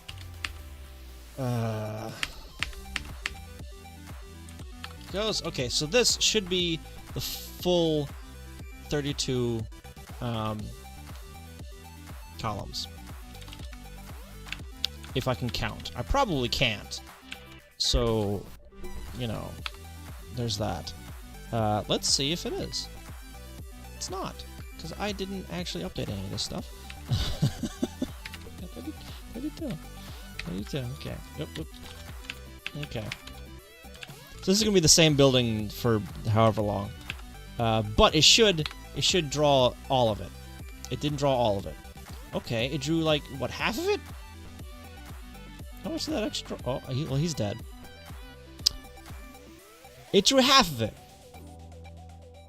Oh, well, that's fine, because that actually makes sense. It's 32 actual columns and not meta columns. So we're gonna grab this and bam. So my math was a little bit off, I think. So it's not gonna be 128 bytes. That did seem a little low, but it's still not gonna be the 600 some odd bytes it was before. 64 columns, so that's 1 for each name table. And I don't want to have the name tables be the same in the background. I do want the freedom to, there we go, the freedom to make both the name tables different. Okay. Okay. Now we just need to make it so it's not like duplicated everywhere. It's not the same thing all over the place. So in order to do that, well, we have the code in there now, so it will draw everything for us. So now I just need to make more tiles for things. I I don't remember if that like actually is correct, so let's find out. 3. Let's just make a bunch of these 3. These guys. These guys are all 3 now. Where is... There it is. Let's see what it looks like. Looks terrible. Well, that doesn't look terrible, but it's incorrect, is what it is. Yeah. Well, first we're gonna undo that and make this guy 3, like that. Probably because those tiles that it's referencing don't actually point to anything. Like 0 points to something, but 5 and 1 on the second column, the second row, don't really point to anything, do they? Well, one is that. One is that top one there. That guy. So that should be something. Not sure why it's not. 5 though is absolutely nothing. That's this guy right here. That's nothing. So we need to put something over there. So let's put some of the stuff over there. Let's edit it up here though. So this is like a single width guy. We're going to copy that and mirror him. So this guy's going to be on the bottom like that. This guy is going to be on the top like that. Beautiful. Okay, so that's going to be 0, 1, 2, 3, 4, and 5. Oh, we need to save that first. And then, did I change that stuff? I didn't. Let me change this before I forget.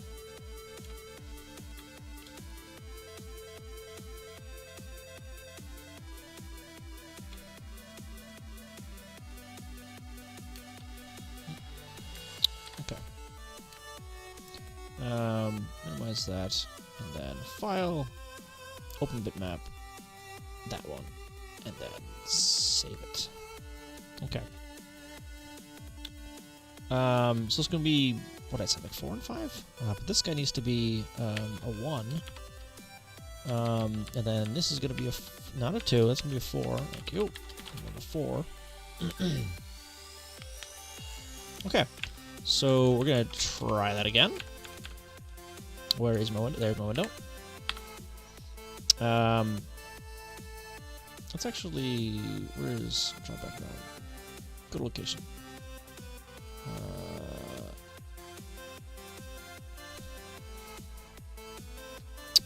Find occurrences. There. Break right there, because I don't feel like hitting pause. Okay, so it's still not drawing something there for some reason. Am I missing it in the lookup table somewhere? Yes, because that's incorrect. That should not be 3, that should be 2. 2, not 3. Because it starts at 0, not at 1. I don't know why I'm mixing that up now. That's not a good thing. Okay, there we go. So now it's drawing in there. That's good. That's good. There we go. See it in the background there? It was a little short, but whatever. See, not really paying attention to what I'm doing here, so yeah. I do need to make a different sprite for the player character too. I don't think I'll get to that tonight, but all right. But yeah, okay. So I think I got the data format figured out then. Let's see how large it is. So this is going to be from that to shoot.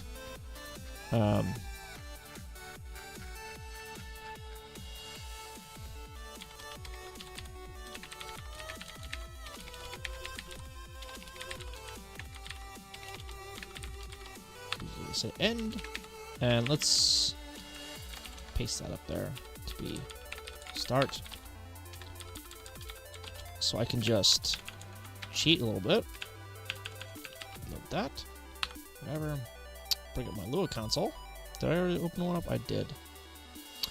and do emu u.log, emu dot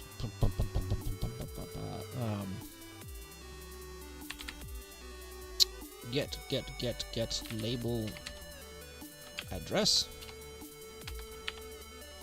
of bg data city end, but that one and that one need to be capital because of reasons, minus emu dot get label address bg and data city start. F5. 104. Really? It's probably because I haven't filled up. I haven't made more building definitions. Still though, that is a massive improvement from like what is it, the 600 some odd from before? I mean, where's Discord? Because I think I posted a screenshot of it like last week. Oh,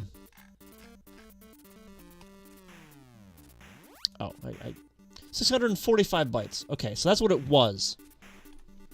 Messin really is. I am spoiled like you wouldn't believe with Messin.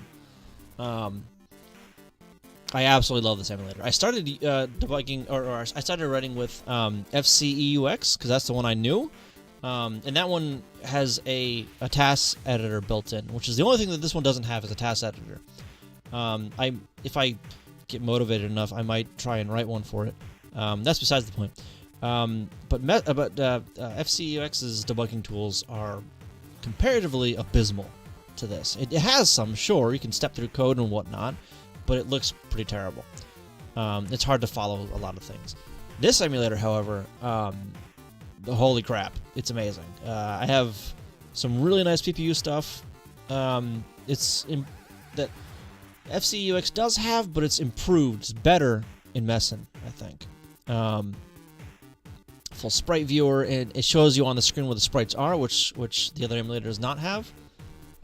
This is really nice too, so you can pick out easily what the sprites are and where they are. Like if I hit start, and let's undo that breakpoint. Thank you. Start again. It shows me all the sprites and where they are, and even like sprite 0 and whatnot. Yeah, I've seen what you deal with. Yeah, that's okay. We're gonna poke into the void in this address and see if it does anything. It didn't. Let's try and read that address. Oh, that wasn't what I expected. All right, time to get out the oscilloscope or something, probably, right? So yeah, so it has a lot of graphic stuff that really helps me out. Let's see, it's got a hex viewer for all of the CPU memory and PPU memory that I could ever want. Granted, FCEUX does also have this. Again, I think that Messin does a little bit better. Like all this red here, by the way, is an option I turned on. It highlights my labels.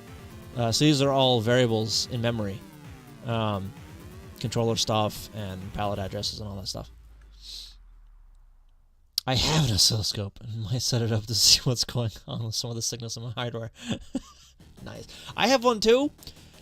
Don't really know how to use it properly. I know how to use it to an extent. I know how to plug it in and start the software. I don't really know how to make it useful. Yeah. But yeah, a bunch of access counters and stuff, which is nice. It has a profiler, which I haven't used, but I probably should use. Goodness.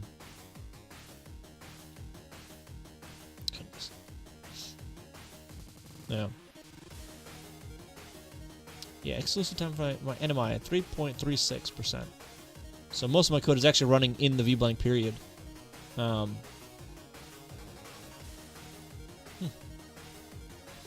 And one thing that Messin has that FCEUX does not have that would have really helped me out when I was starting out is the event viewer. This guy right here. Now this shows all the timings for reads and writes to the PPU, the IRQs, when the NMI hits, and a few other things. Like I could even put like breakpoints in here. So this helps you figure out like if all of your timings are correct to the scan line. Welcome back. Welcome back. So when I first started out programming on the NES, I was going through a bunch of tutorials, and one of the earlier tutorials was here's how you draw a background. I'm like, cool, I can draw things on the background now. Let's try to draw the entire background at once. Oh wait, why is my screen having a seizure? Turns out that I was trying to draw the entire background during the vertical blank, which did not have enough time to draw the entire background. So once the draw started to happen, I started to modify the addresses I was writing to, and then it made a mess. But I didn't really know. There was no way to visibly see that in that DLA emulator. But in this one, it's right in front of my face. So, yeah. But yeah, I am pretty spoiled with this tool. And on top of all that, I have a Lua scripting engine that I've actually added this function to because again I'm lazy. So a lot of functions take like take addresses in somewhere to do a thing, right? Like read a byte, load a byte, this thing, that thing, to get data to and from. Byte. Thank you for the bit. Appreciate it.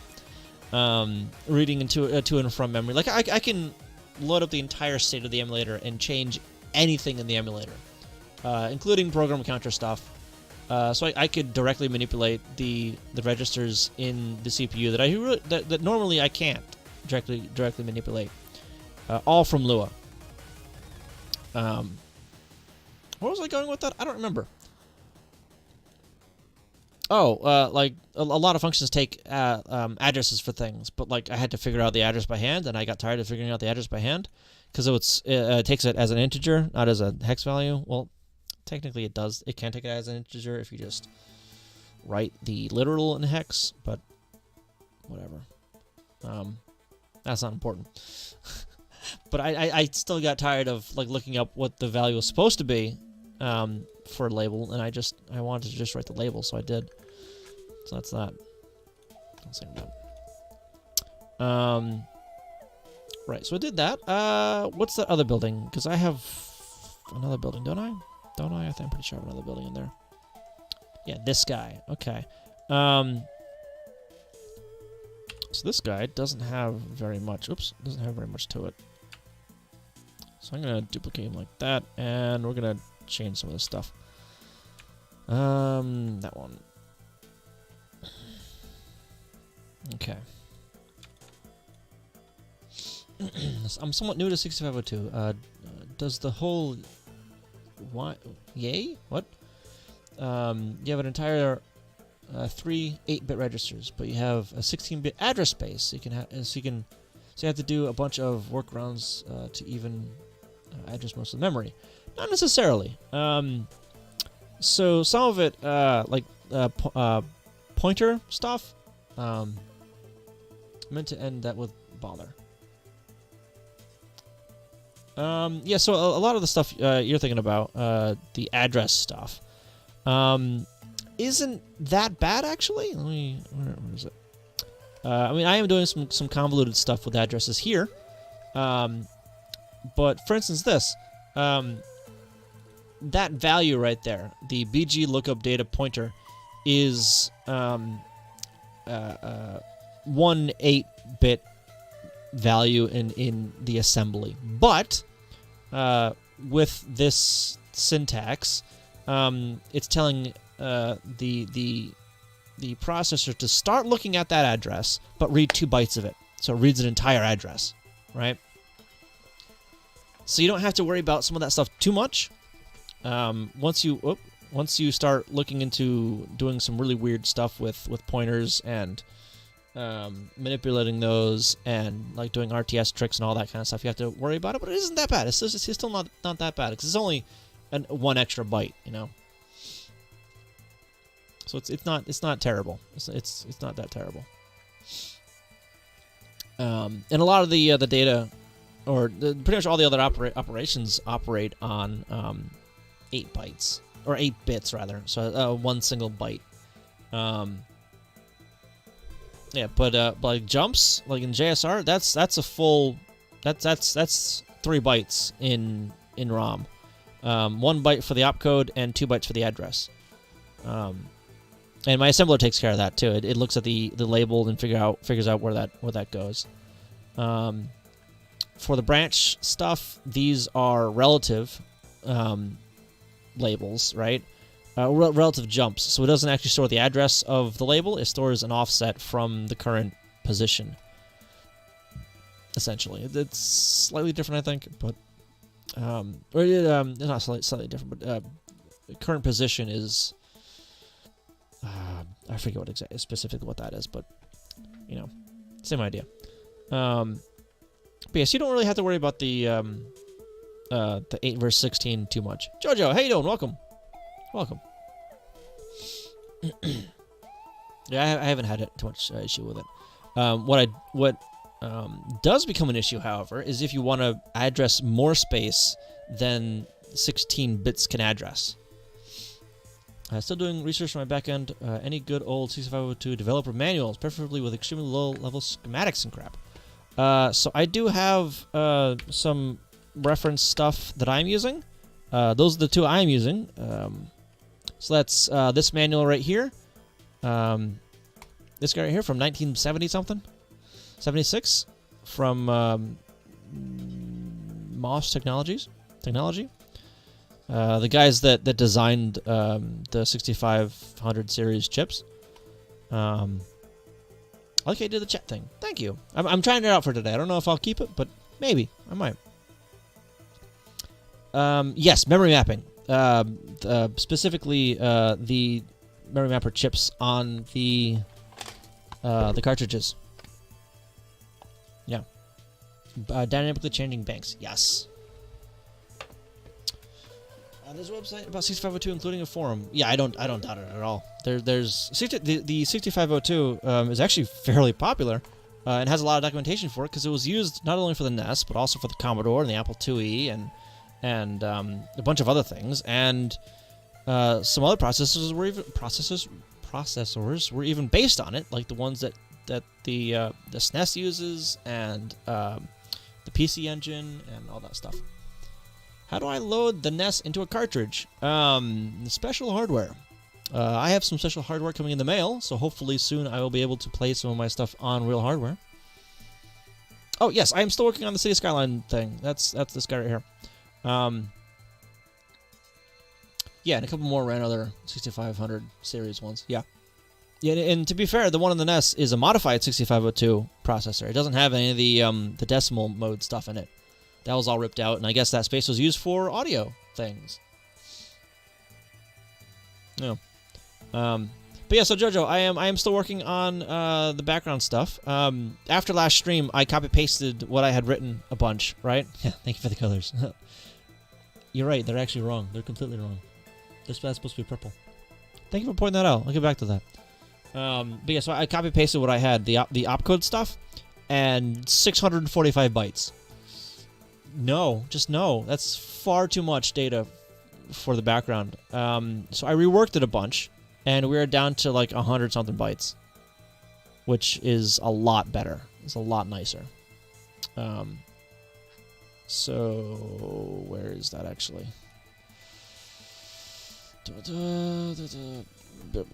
BG underscore data city. Start. CPU memory. This guy. End. So this right here is all of the data that I have so far for the background. That's all that's needed to draw the entire background. It's gonna grow a little bit from that, but not by much. Not by much.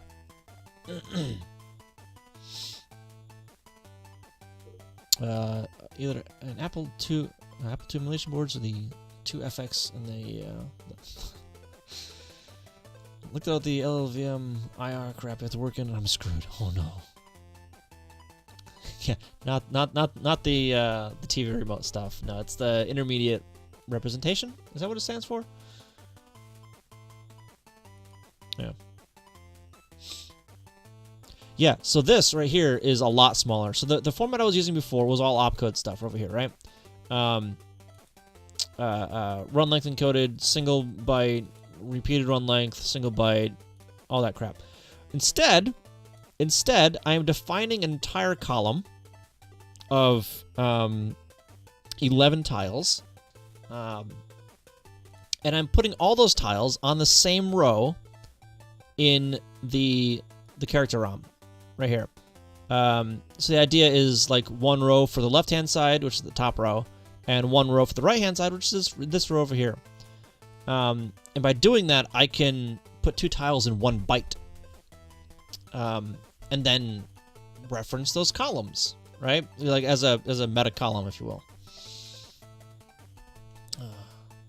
That's what it stands for. I love programming terminology. You use blah blah to make blah blah blah. Don't forget about these 20 acronyms.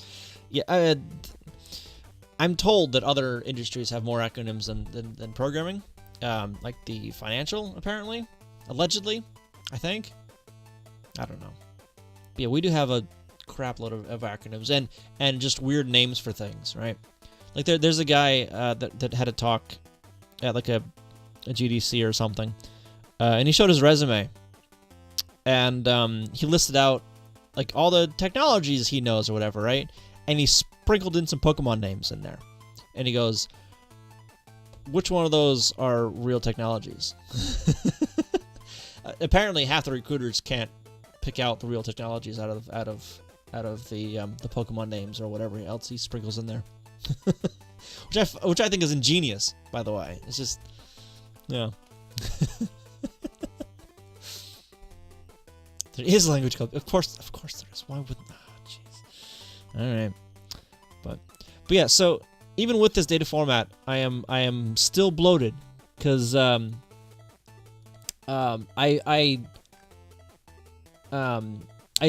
I'm setting aside 16 column definitions, right? So if I have 16 column definitions, that would fit in half a byte. So I can cut this table in half, essentially. And if I want to, make everything really repetitive, I could just have like 4 definitions and pack 4 meta columns to a byte. But I don't want to do that because that won't look very good, I don't think. Oh, right, the attribute stuff. Is this... What in the world? My screen's busted. Okay, I'm going to reopen that. So is this correct? Attribute data is 0s. It is, to an extent. It's writing the wrong... Oh, it never writes to palette! That's why. That's why. Acorn. I think I've heard of that one.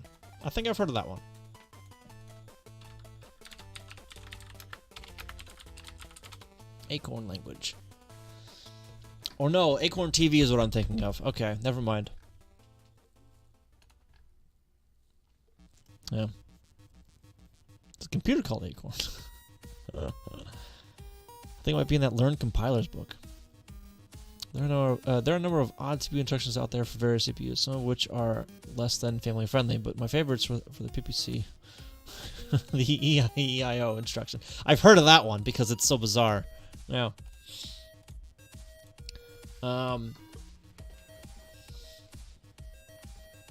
All right, so I need a place to put the palette data for this. You know what? I'll just put it at the very end of this. Cause screw it.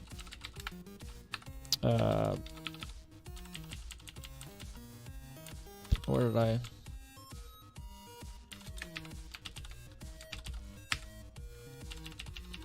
Yeah, I'll just put it at the very end of this, and there we go. So this is palette data. That's at the very end of that stuff. So at the end of the loop, I'll just continue onward, but write the palette. Yeah. So that's looking at that stuff. 64. Okay, so that should still be alright. So I'm gonna load up BG look up. No. Holy crap, thank you for that sub. Yes, I did. Yes, I did. I did make a BF. What is it? Interpreter. Interpreter, not a compiler. It's an interpreter. I interpreted everything. But yes, I did. That's up on my my GitHub. Thank you again for that, though. If I can remember my own commands. There it is. There it is. It's up over there. Oh, before I forget, I did actually put all this code up on GitHub as well. Go is a fun language. I actually use it for some symbol parsing stuff in my toolchain here to parse some labels, which apparently is just complete overkill that I don't actually need to do. So the one feature I have in that Messen doesn't have, I might just port to Messen and bring that into Messen, which is local label stuff. So where's one I can... Right here. So the at labels, those can collide with other things. Like the at loop, for instance, label, I could use in a bunch of different places. But if I prepend the global label, the parent label, to it, it no longer collides, right? So I can actually, you know, that's unique or whatever. So I might bring that into Messen itself. I might do a pull request for that. I haven't done it yet though, because I haven't put the work into it, because I have to do all that crap in C, I think. Yeah. And I might be able to get away with doing it in C#, but I don't think so. But, oh right, so up on my GitHub, so if I remember what my command was. There it is. See, so I do have this code, not completely up to date because I have an extra commit, but yes, I am putting this code up on GitHub now because no subs took me up for the offer of getting access. So that's where you can find that. C# is Fidudo. I have to. C# isn't that bad. I don't mind C#. It's not too bad, and I actually use it as in my day job. But I'm out of water, so I need to go get some more water. I will be right back. Don't go anywhere.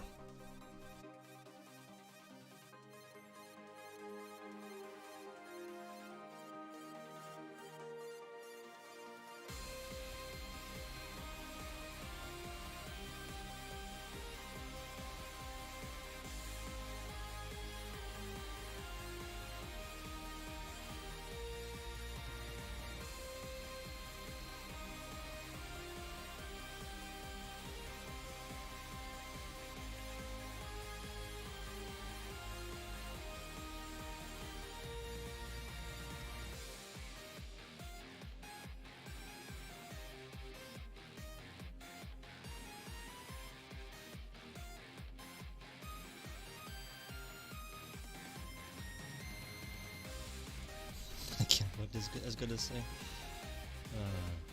Don't you have to do a bunch of memory management crap in C? That's no one ever gets right.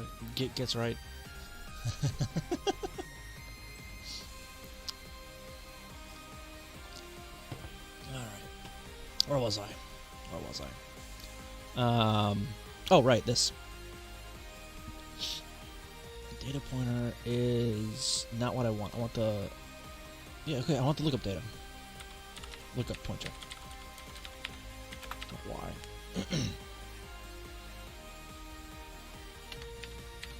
Why? Before that, I need to load up the address of the palette. No, we're not writing directly to the PPU here. We are writing to RAM, where the palette is loaded from. Thank you for the follow. I appreciate it. Where is it? Where is it? Palette RAM. This guy right here. Thank you again for that follow. So this RAM is stored backwards. This data is stored backwards, rather. So we're going to load up X to be 31. And this is going to be a loop there. Store A in palette RAM at X, decrement X, and increment Y. Compare X. We're going to look at X for this. Actually, compare Y. Screw it. Yeah, we will need to change this if we ever change the length of the actual data itself. But we want 68 here. 68. Branch not equal. Back one. That. Okay. So this should take the sprite data. Well, let's just use this one right here. From right here. And it should put that into RAM in the correct spot. Which in RAM, that is going to be... Do I have it open? I do not. It's not going to be going directly to the PPU. Instead, it's going to go right here into this buffer. So this right here is the first background palette. Actually, no. Do I... Hang on. Yes, it is. Yes, it is. Yeah. So that is... This guy right here, 3928 1C 0F. I know it's the same over here, but don't worry about it. And I store it backwards, by the way, so I can blast it to the PPU faster in the NMI, the vertical blank. Okay, so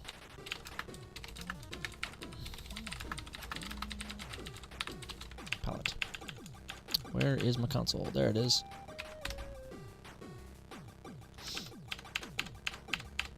And then this guy. Okay, so now it should be purple. It is not. Why is it not purple? Did it never load it? Did I reset the... Okay, I compiled or assembled. Everything's saved. Alright.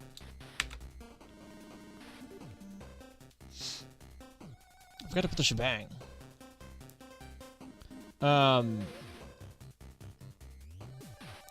Or repo. Got the shebang. I don't have any scripts in well, aside from a make file, really, in my repos there for the NES stuff. I do have instructions, by the way, on getting build environment set up for the NES. Do let me know if they are incorrect or confusing. So give me the draw background. And at the end of all that, right there. Bam. Okay. So we're looking at RAM. Oh, the top of it. Not wherever that is. So we're looking at, again, those 4 bytes right there. And we're going to make sure that those actually change. Okay. 02, is that correct? It is not. It is not correct.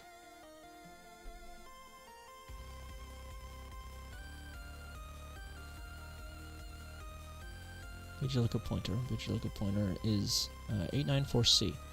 What is at 894C? Let's open up another one of these guys. Search. Go to 894C.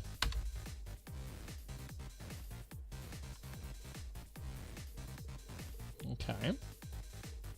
Here's the data we want right there. This starts at 89A2.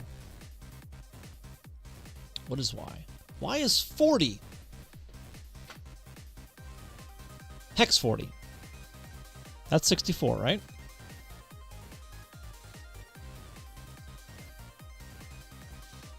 C. I did my math wrong, didn't I? I think I did. 1, 2, 3, 4, 5, 6, 7, 8. 1, 2, 3, 4, 5, 6, 7, 8, 9, 10.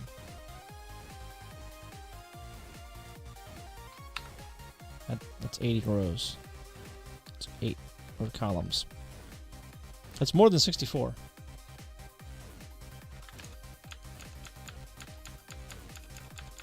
I'm gonna make myself look like an idiot and not do this by hand.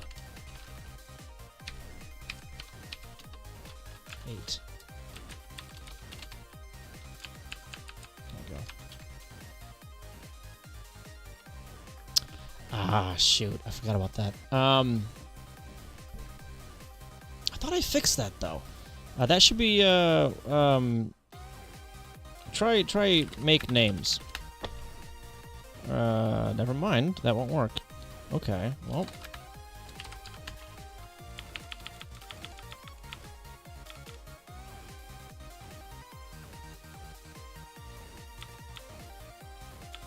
Really? Oh, I commented that out for whatever reason. Because I have that there.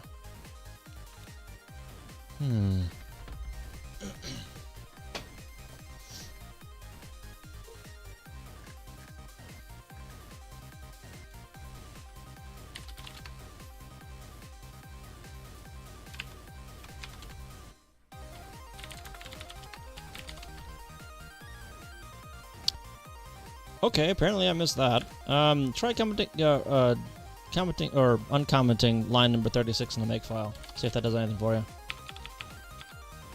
Because even if it doesn't find this CSV file, it should dump out dummy data. The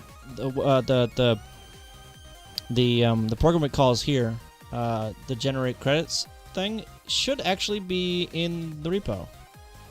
That's this guy right here, and this is Golang, so you do need Go installed to run this. But if it doesn't find that CSV file, it should dump out. Well, I thought it should be names, but I guess it's not names. It should dump out some data for that file. Yeah, using dummy names. That should be in there, right?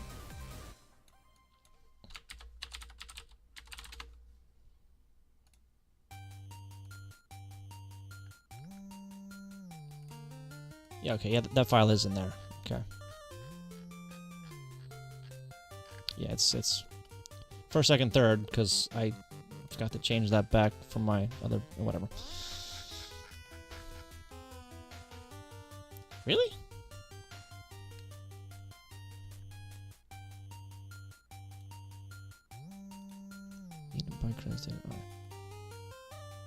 Wait, did I do something stupid with that? Oh, I did. Remove this file from the credits data I recipe. Yeah. I need to figure out a better way to do that then. Yeah. Yeah, for now, just remove the that CSV file as a requirement from here. From line 71. Yeah. So if you have that file and you modify it, you have to manually tell it to look at the file again and regenerate the names.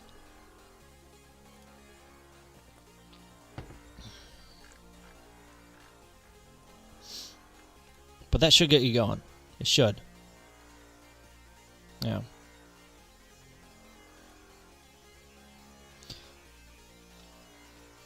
Is that did you grab that repo? Because there is a this guy right here. No, it's not that. It's something different. It's a over-engineered tool I wrote that I'm probably going to be phasing out eventually. So there is this to get environments set up specifically for the stuff that I'm doing. It is a little bit different because it has a tool in it that I wrote myself. If you don't want to go and get that, you can remove, let's see, the, what file? The MLB stuff? Anything .mlb from the recipes. So this guy right here you can remove. .mlb from line 34. You won't have the same labels that I've got, but you can still load up this debug file that I should really change to .dbg instead of .db, so Messen actually recognizes it and loads it automatically. Like, actually, if I were to do that right here, dbg, and then we're gonna remove that guy. Oops.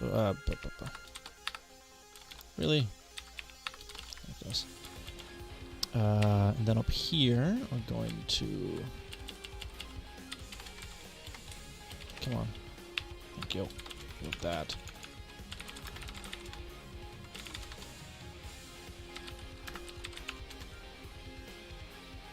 Okay, so it's got the debug file there and does not have the MLB file. So go over here, reload that.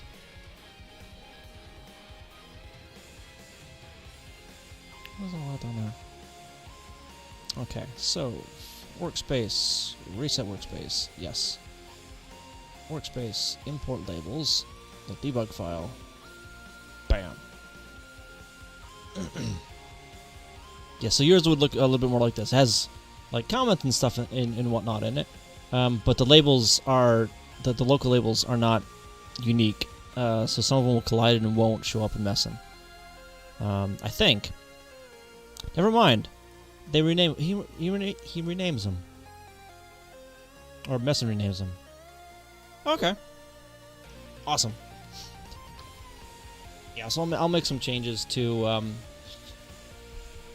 that. I'll probably end up removing that LD65 labels tool I have. Yeah, because it isn't strictly needed. And this one like gives me comments and crap, which is nice and I like.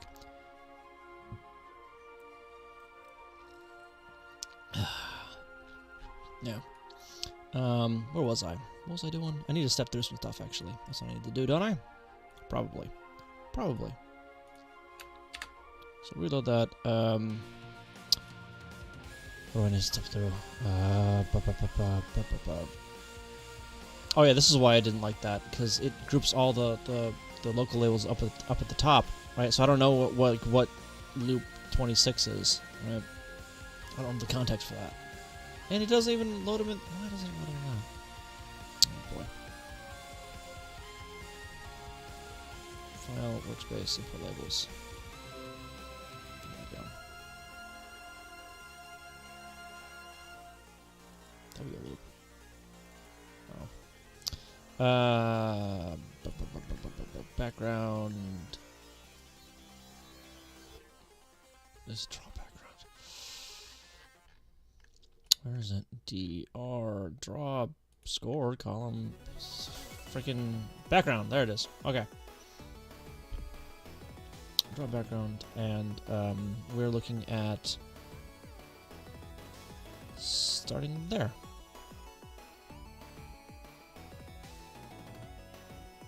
Yeah. And start. Okay. So now we're looking at the background data.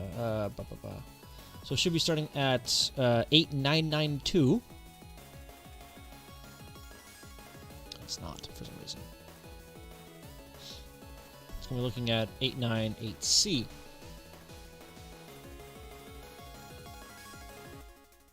Which is somewhere else, over here.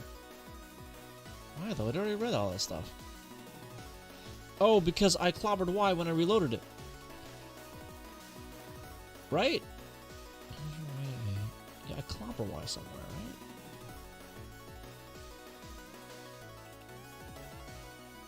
What happens in draw column? Draw column.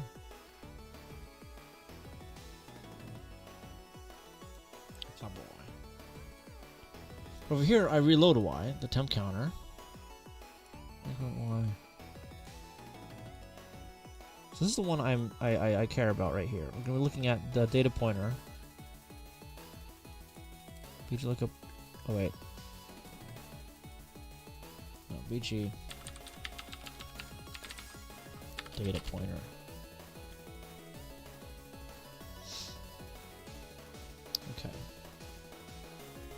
So I think that was the problem there. Nope. Frick. Did I not? Oh, jeez. So this is one thing I don't really like. Settings. This didn't import the labels like I told it to. Probably because I'm changing things like while it's open, just hitting reload instead of closing out the program and restarting it. I don't know how high the possible score is. Well, I mean, if you're really good at it, conceivably you can get really, really high scores. So I am purposely making the map generation doable. I am not putting in any impossible obstacles in there. I might put one in for like the Konami code just to screw with people, but that's not in there yet. Right? So it can conceivably get that high. It'll take you like a month or two to get there, but conceivably it's possible.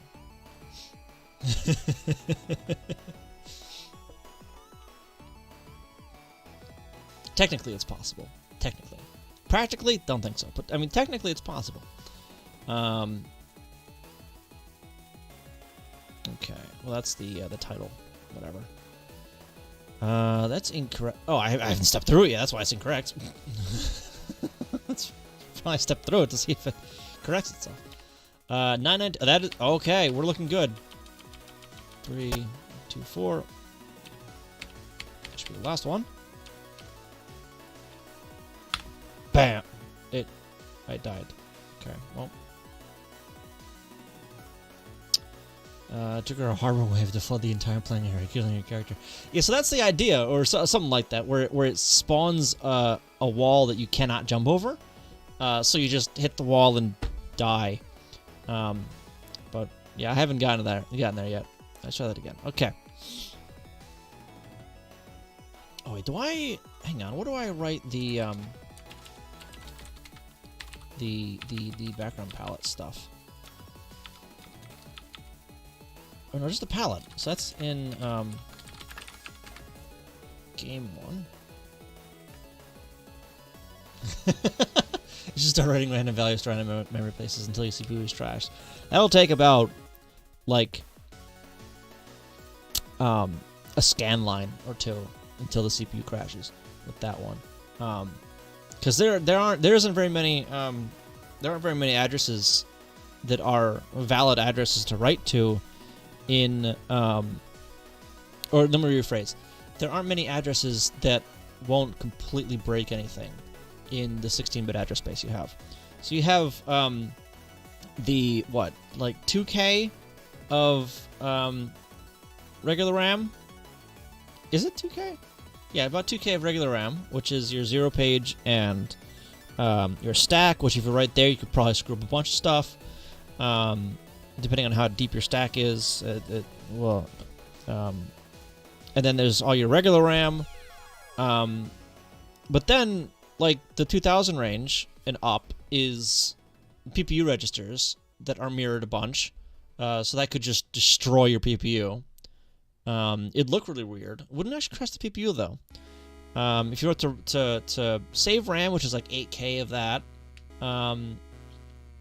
that wouldn't do too much damage with what I'm doing.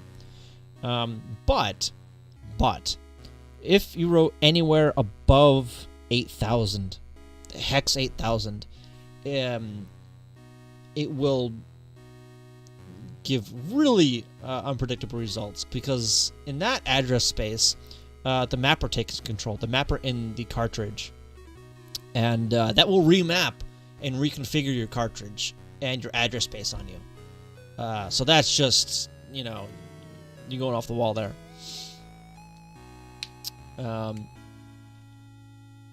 We used to do a bunch of big computations that hang the CPU and overheat it. Or maybe just disables the generation of safe spaces to land? Yeah, I mean, there's some open space in the 4 to 5 range. That's true, because the very top of that is just the AP registers, and I don't think those are mirrored, are they? I don't think those are repeated at all. I could be wrong, but I don't think they are. Right? Way up here somewhere. like the very top of this right here. These are all registers right here. These guys are all audio registers for things. But this stuff I don't think is mirrored for anything. I think it's just waste, honestly. Right? There actually is a lot of waste in the address space for the NES, believe it or not. Like all this space, this is all waste space. So it's these registers right here that are just mirrored over and over and over again. They are documented as not being mirrored. Okay. Code to activate the nukes on our military satellites. Gotta go, thanks. Alright, well, thank you for stopping by. Thank you again for that sub. Really do appreciate it. You have a good night. Or day, whichever it is for you. Yeah, this RAM right here is mirrored from somewhere else. I think that's actual RAM that's mirrored. And repeated a bunch. Yeah, that's RAM and yeah, the first 2K of memory is just repeated a bunch until Hex 2000, which starts up the audio registers or the PP registers that again I think are mirrored a bunch. Yeah, so there's a lot of wasted space in the address space of the NES. A lot of it.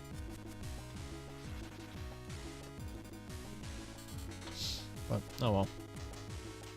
I mean, I can see why they started like the ROM space at Hex 8000.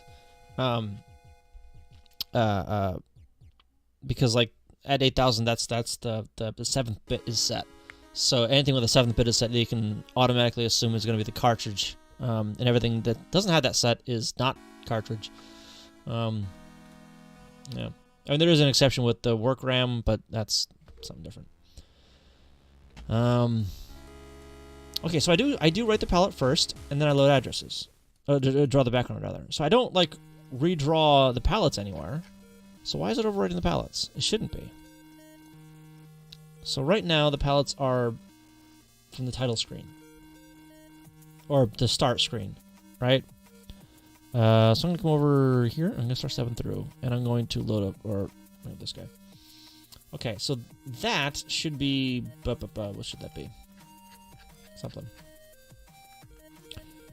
2, 4, 3, 4, 0, 4, and F. In that order. So the reverse order from what's in the file here.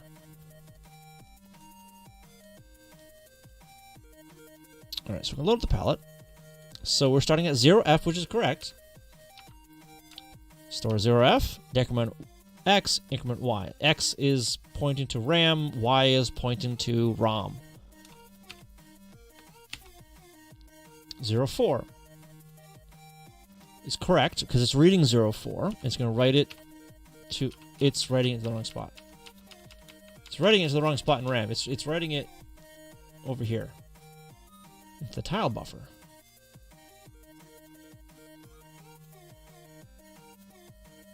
What? Palette RAM at offset whatever.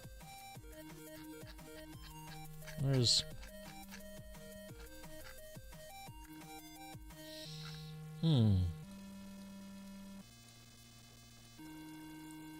Palette RAM at offset X.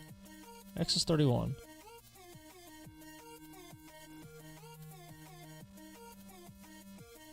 Oh. Not 31. That needs to be freaking 1F. Yeah, let's actually just make that decimal 31 instead of having the hex value. I haven't done that in a while. I don't think. Mixed up hexadecimal and decimal. So that's, you know, a thing.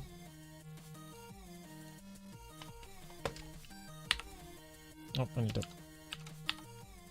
There we go. We got it. We're good. We are good. Oops. Okay. Well. How's that? There we go. See, that looks a little better. Well, I mean, kind of. Okay. So now I need to draw the a bunch of other stuff. You know, let me commit first. Let me actually, because I've done a lot so far, and I need to save those changes. we're going to just remove that stuff and not have it commented out. We're going to actually remove that code.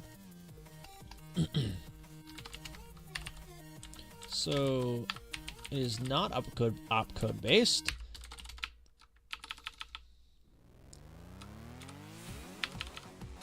Instead, go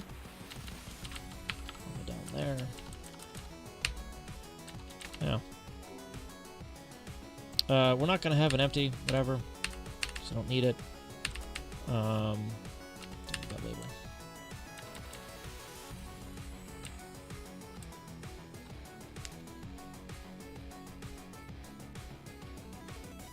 This is actually what I wanted, isn't it? No, not quite. Not quite. Alright, so we're getting rid of all those nodes, because those we're not using. We're just not using them. Okay. So that actually cuts down significantly on the code for it as well, because I don't need to decode any opcodes. It's just a fairly simple loop, actually, that wraps on... that manually wraps.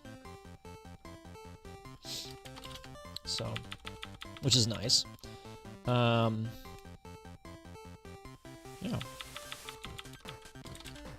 Let's add some comments to this stuff, though.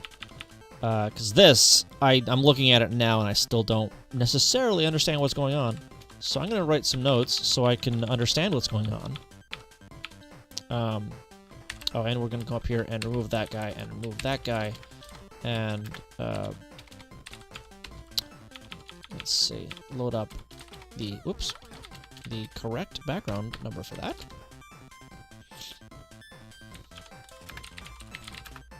Background theme ID. Okay. Master ID of themes. Lookup table of lookup tables.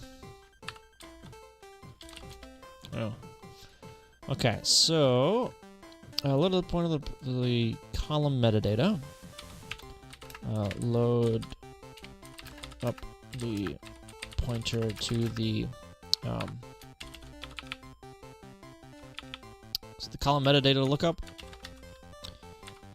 Column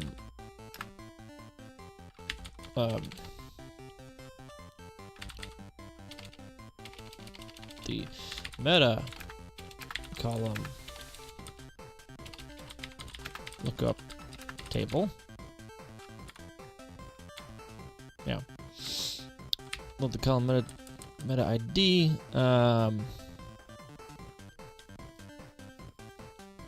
Right. So this points to the actual thing. Or no, that points to the data pointer, gets the row data out of here.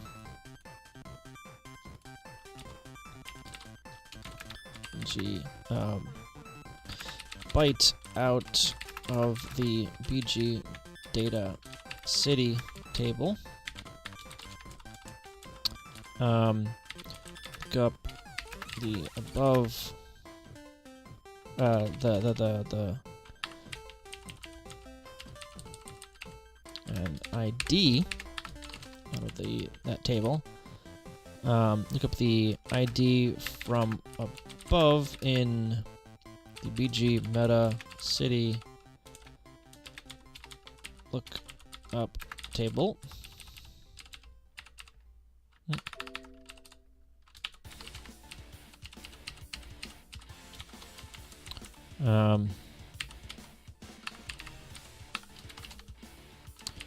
And save the pointer that we just found. Save the pointer to the metadata, the meta column definition.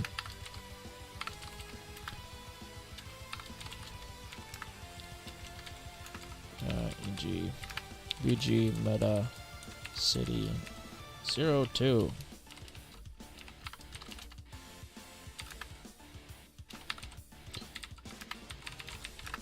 just for that.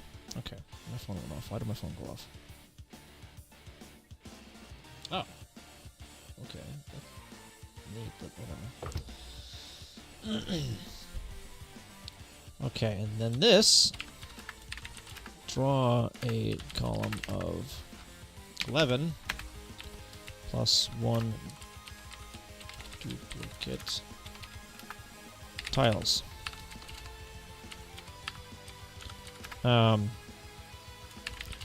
Draw 64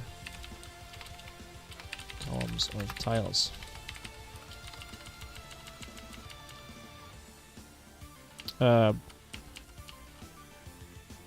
Whatever. Load up the palette. Okay. Palette data. Okay.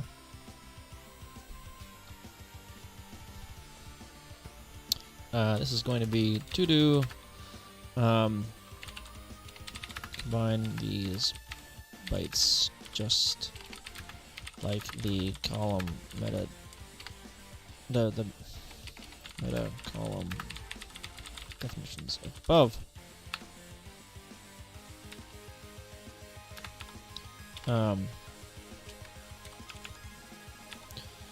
Two tiles, two IDs per byte.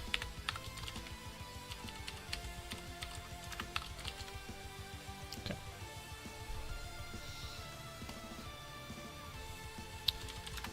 Draw a column of 11 plus 1 duplicate tiles.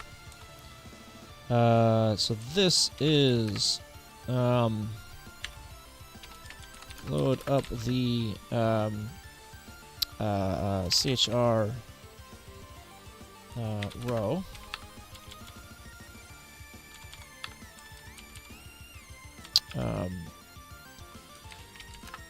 Reload tile and save and draw it. For each byte in the this is unpack tiles and for them with the CHR row ID to get the real tile ID.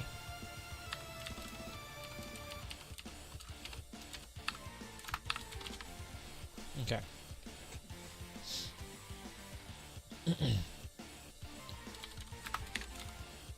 First half of byte.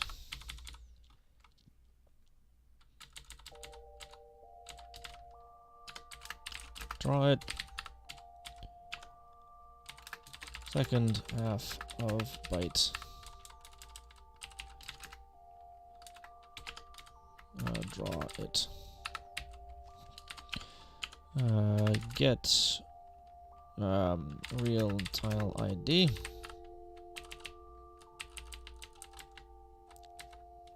Same there. Okay. Shift to prep or with row CHR row. Okay.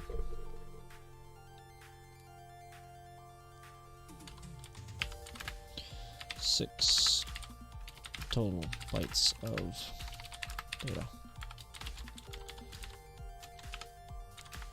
Redraw the last byte. This will be overwritten eventually. Okay.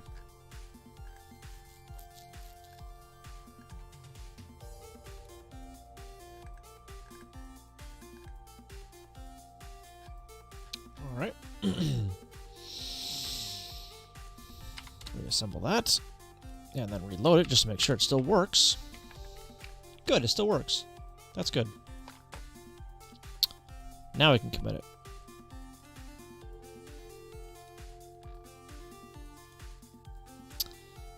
Let's see, to that one. What is this guy? That one. And that one as well. Alright, so this is going to be remove code format for background. Remove the code for showing the background the play field, as it took up far too much space.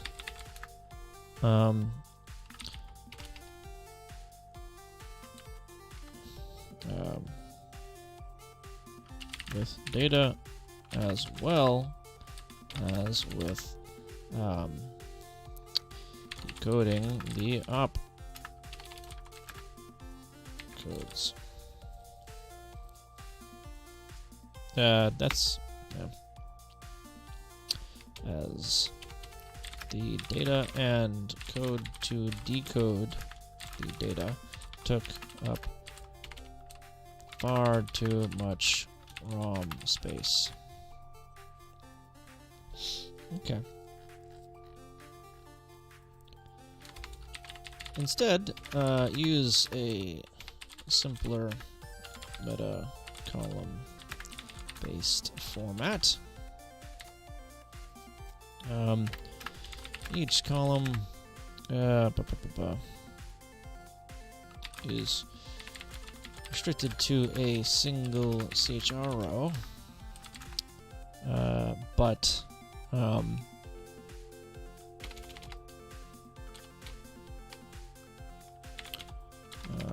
come back to that in a second.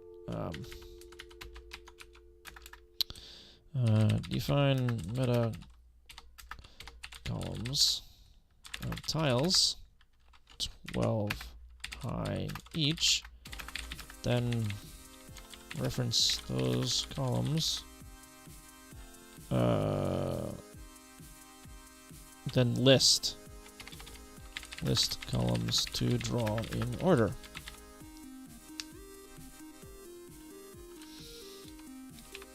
Each column is restricted to a single CHR row,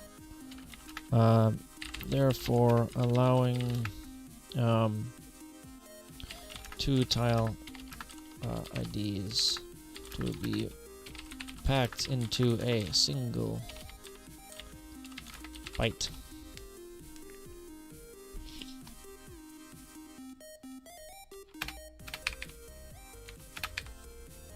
Okay. Got that. You know, let me restart my mess in here. See if it reload stuff like I want it to, or reload stuff when I open up a ROM. Open that ROM. D. There we go. Okay, so it actually has the stuff in it now. If I reload that, it clears everything out. I don't like that. I don't like how it clears out my labels.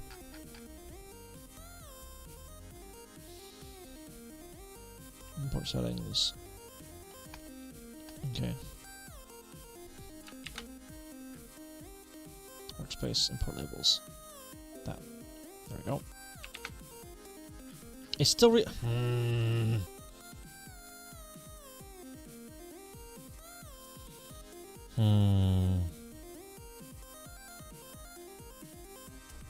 gonna have to dig into why it does that.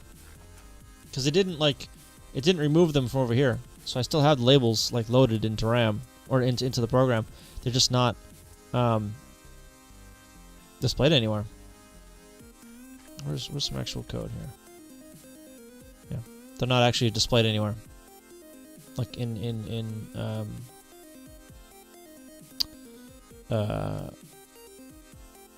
at the disassembled view. Maybe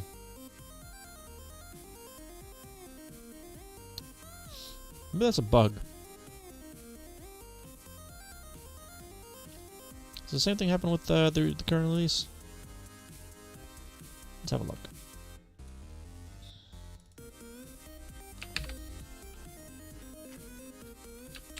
Reload. No. It does not happen with the current release. Where's the workspace? Yes. Reload. Maybe it does. Workspace, import labels. There it goes. Much imported. Reset. It does not. Okay. So that's a bug report that I can file. I'll do that after stream though. You know what? Hang on. Let's go and get the latest version of Messin.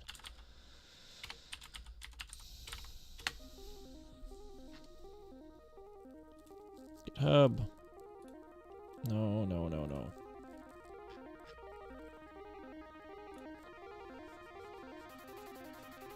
Good. 9748. Don't I have that one? No, I have 41. Okay. Oops.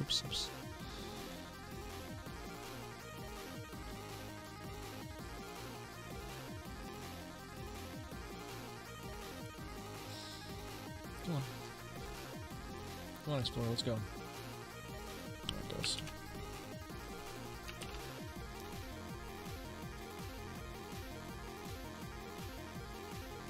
Okay. Open that. I don't want to click the recent file thing, by the way, because that reloads the state, and I don't want the state. Okay, so it initially reloaded it. It loaded everything up. That's good, because it doesn't, because the MLB file doesn't exist anymore, right? Yeah, there is no MLB file.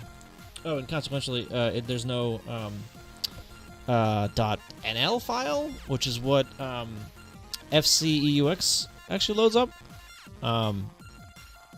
Yes, that's another thing I was doing with that utility is I was loading up symbols for that emulator as well, because I started writing that utility when I was using that emulator, which I don't think could import the bug stuff. Well, that, and I was using it for an assembler too, so whatever. Okay, so load it up. Nope, not tab. Control Y, and it clears it out. Oh no. Okay, yeah, that's a bug. I'll see if I can figure out where that happened and fix that. Yeah, we can come back to that for now.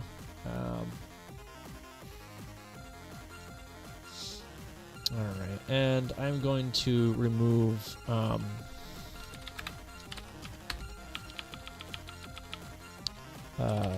this guy, the symbol stuff, label stuff from the make file.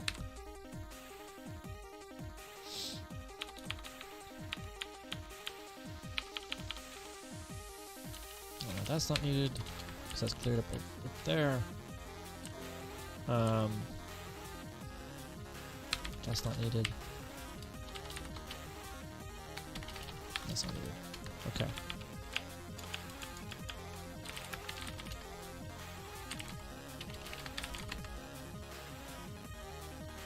Okay.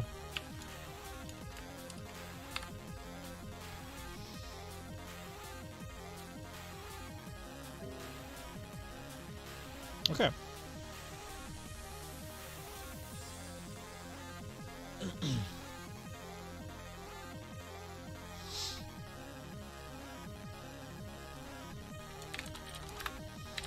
Remove the dependency. How do you spell dependency? With an E. Okay. On LD65- labels.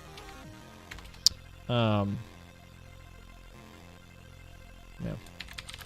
This tool wasn't really needed in the first place, but it was a hold over from using the FCEUX emulator. Messin can import the DBG file that CA 65. No. LD 65. Exports.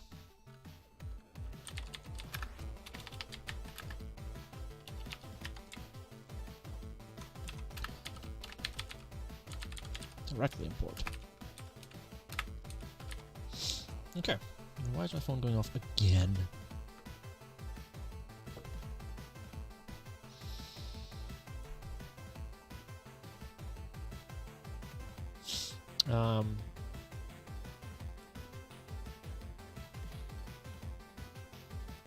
We're going to put this one in a different commit. Yeah, it's going to be a different commit.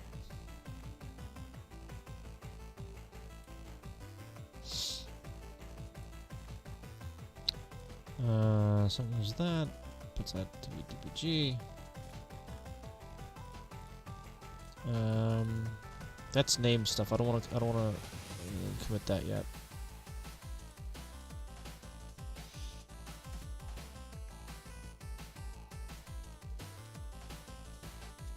Okay.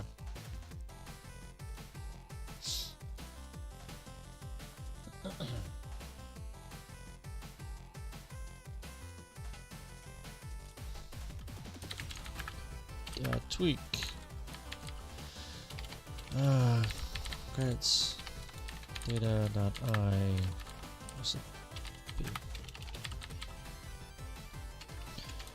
Moved the CSV file from the recipe as it will use dummy data if the file doesn't exist.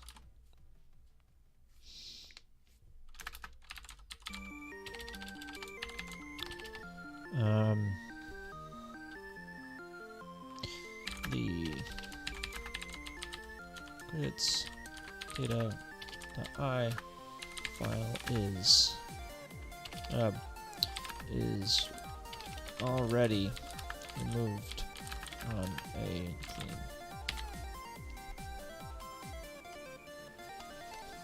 Okay.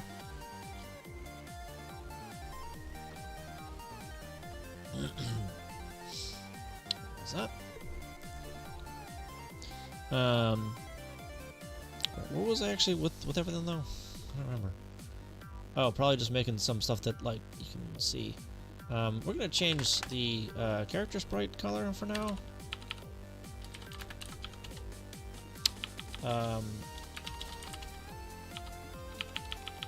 Background.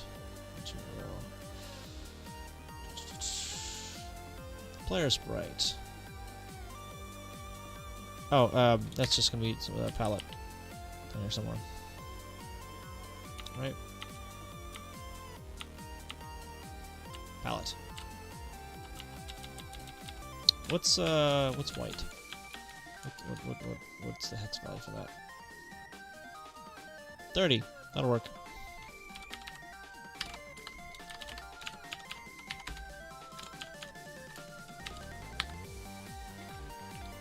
That didn't work. That's not what I wanted. Where is it? Oh, okay, it's not open. Really? 15. Which one is 15? That one. Okay, that's a background sprite. No, background palette. That isn't actually changed to anything. Because, whatever. Okay. I want this guy to be 30. Right? Yeah. The sprite palette, not the background palette. Like that. There we go. I can actually see him now against the background. That's cool.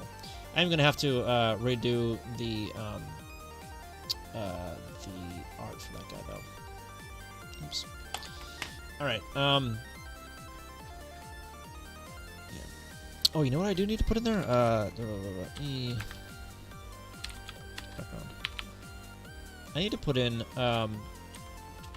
not the palette data, but also before the palette data. 4 bytes. That's actually let's put it after the palette data. Screw it. Doesn't actually matter. That's the Actually, let's just have it as the first bite of animation for player. There is no animation for the player sprite. There just isn't. Things are otherwise really strong gameish, though. Yeah, so I still have a lot of placeholder graphics. I have a few non-placeholder background graphics. I do want to add more to that. I might add more off-stream. Because that's probably going to be a lot of like trying things out, see how they look, and then trashing what doesn't look good. And that'll be, I think, tedious. I'm not sure. I don't think I'll do that on stream. I'm not going to do that tonight, that's for sure. As for the player sprite, I know I need to completely redo the player sprite. Well, that talent's moved somewhere. To be a side profile of a character, a properly drawn character. So I got to figure out how to do that. That'll be fun. But yeah, it's coming together. It's starting to come together. I have a background for the playfield that I think I'm going to keep for the what's it? For the final game. It's the grass background, whatever. The bush, right? A bush there. I might end up keeping the spikes because screw it. Yeah. I might end up keeping those. I still need to do an animation of like falling into the pit or whatever. I'll get to that eventually. But the ground I need to change. The obstacles to jump over I need to change. I need to make something like better for the status bar. I'm not too worried about that right yet though. But yeah, it's getting there. We're getting there. But yeah, so I need a start tile ID for this stuff, for the transition layer. So this is gonna be 70. Okay, so it's gonna be $70. Start byte for the 4 transition tiles. Okay. So that is going to be at the end of writing the palette data. So it's going to be at the end of this. Load X4. No. Yes. Because we're using Y for the index again, still. Load Y, or load A, rather. BG data pointer at Y. Or no, that's correct. That's correct.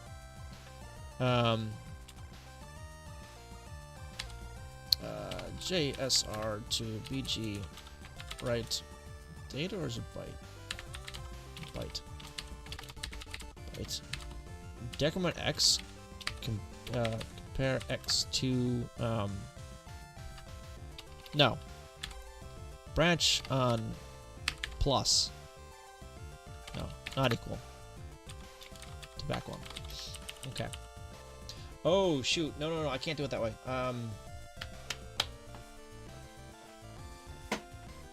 Okay. So I need to write 4 tiles over and over and over again.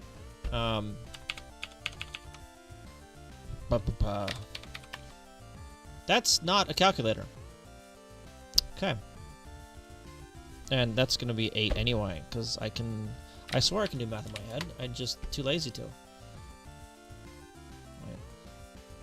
Decimal 32 divided by 4 is 8. Right. I hit enter again. That's what. No, I didn't. Whatever. Alright, so I'm gonna have to live with this 4 times.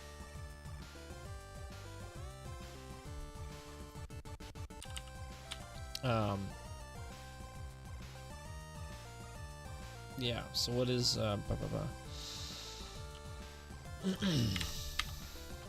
store Y into temp counter, because that's not being used anymore. And load Y, write the byte. Or let's do outer loop. So this is gonna happen what's it? 8 times per name table. Or So that's going to happen 16 times. 16. And the inner loop.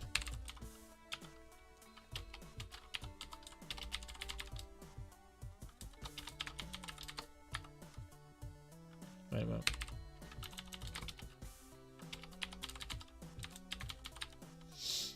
Yeah. Increment Y. I have to count by 4.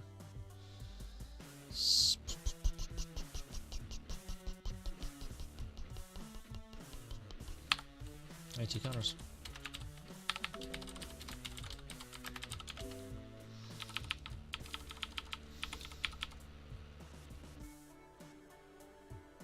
Oh, in right byte clobbers Y, doesn't it?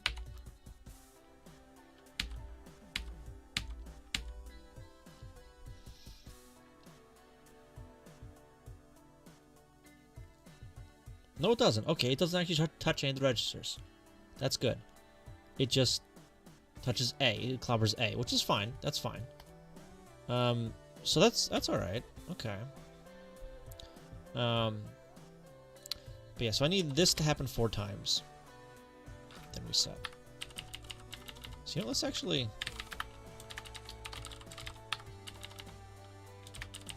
1, 2, 3, 4.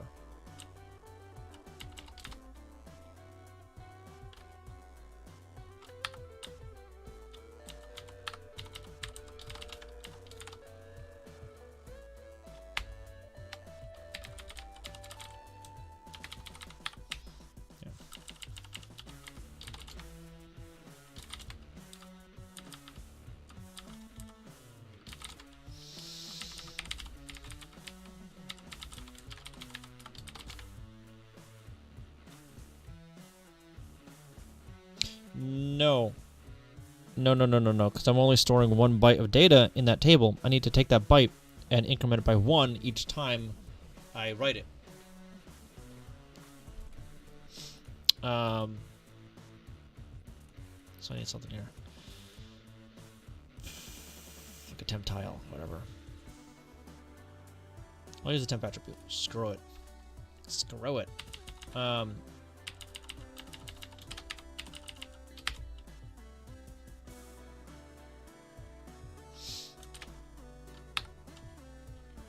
Or no, I can just use temp counter with that. Can't I?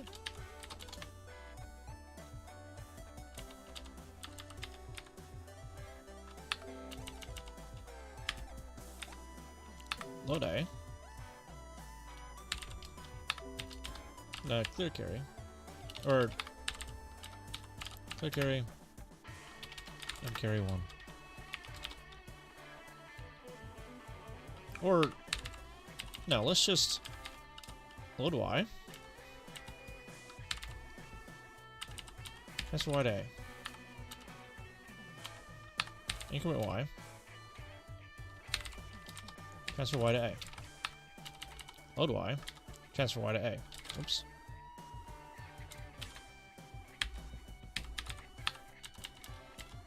Did it 4 times.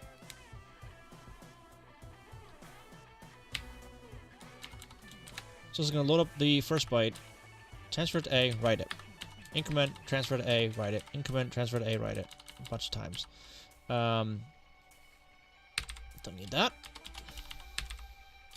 Okay, let's try this again. Make.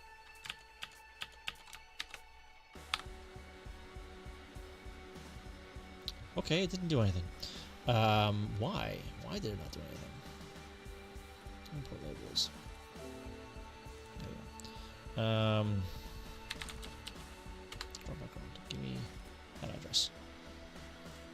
And transition loop is down here. So I want to break there.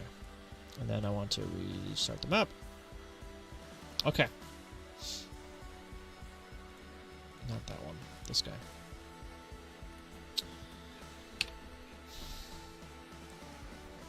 Alright, 70. That is correct. That is the correct data for that. So we're starting at tile ID 70, which is this guy right here. And we should go up to this guy over here. And I should repeat that a bunch of times. Repeat that sequence a bunch of times. So I'm going to store that into the temp counter, because we don't need that above anymore. We're done with it, so we can reuse it. Load X to be 10, which is 16. So we'll go through this loop 16 times. I don't set the PPU address, so I'm writing to some random spot in memory.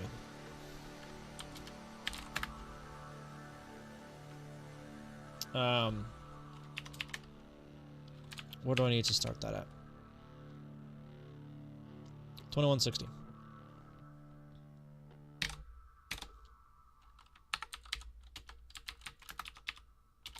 And that means I cannot use this, the BG write byte, because that is vertical. That writes vertical bytes, not horizontal ones. Oh no, it doesn't write them, but it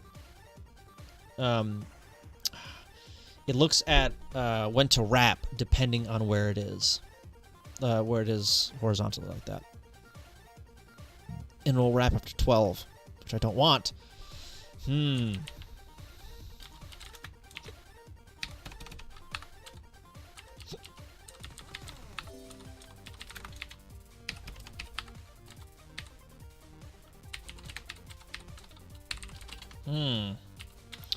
Alright, so we're starting there. And we can't do that.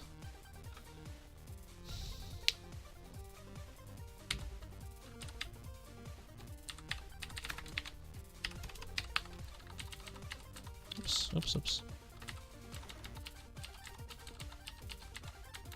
Okay. Compare X to 32, which means it's the first column on, or no, it's the first write on the second name table. Branch not equal to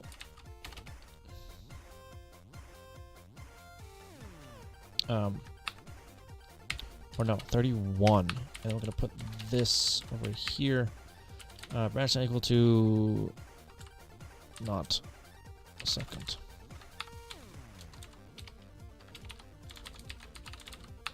Otherwise, we are on the second name table. So we need to tell the PPU we're on the second name table. So we're loading up 2560.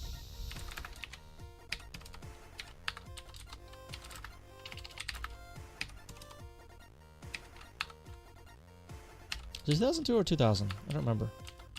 But I have the bit.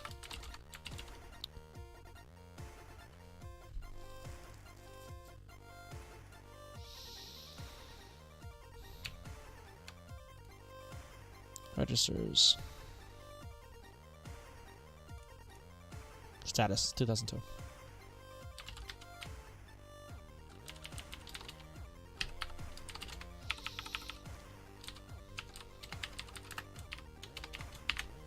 Uh, 60.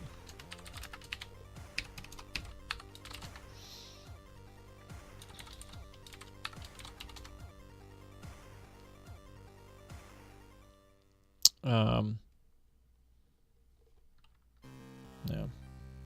Actually, let's branch equal to second NT. Put that down there.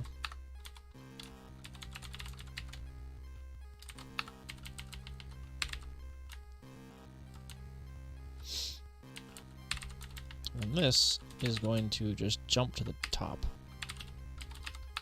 Like that. Hello! How you doing? The hornies of men. Alright, how you been? How you doing? I am writing an assembly game, or a game in assembly for the Nintendo Entertainment System. And I still have all my hair, which is nice. So I'm not crazy yet. Uncheck that and escape. It didn't do the thing! I mean, I might be going crazy, so I don't know. 2160 didn't draw anything on 2160. Okay, let's reload. File, import labels, label. Good. Where is this? Go to location. Who are you, in assembly? I think you must be crazy. Yeah, so this project is to learn 6502 assembly. So I can reverse engineer NES games, essentially. That's the end game. I don't blame programmers in assembler for my lack of hair.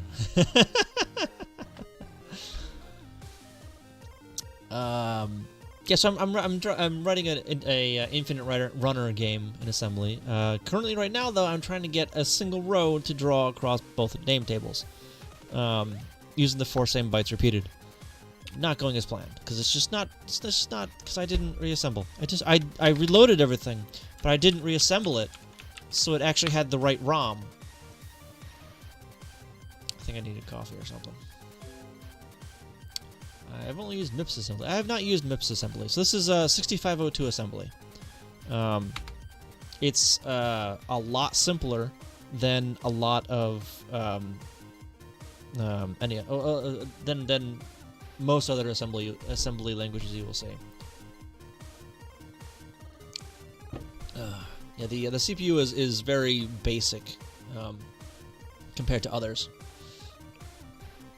I bet you it has more than three registers.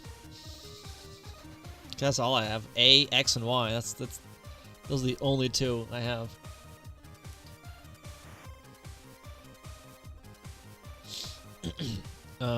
Right. So I hit start, and now I can start stepping through. That's the wrong spot. That's not. Well, I mean, what is this +0 crap?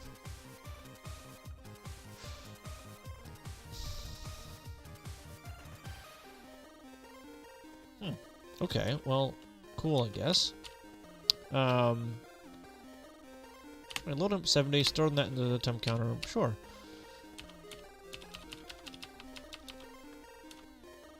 That one X. Oh.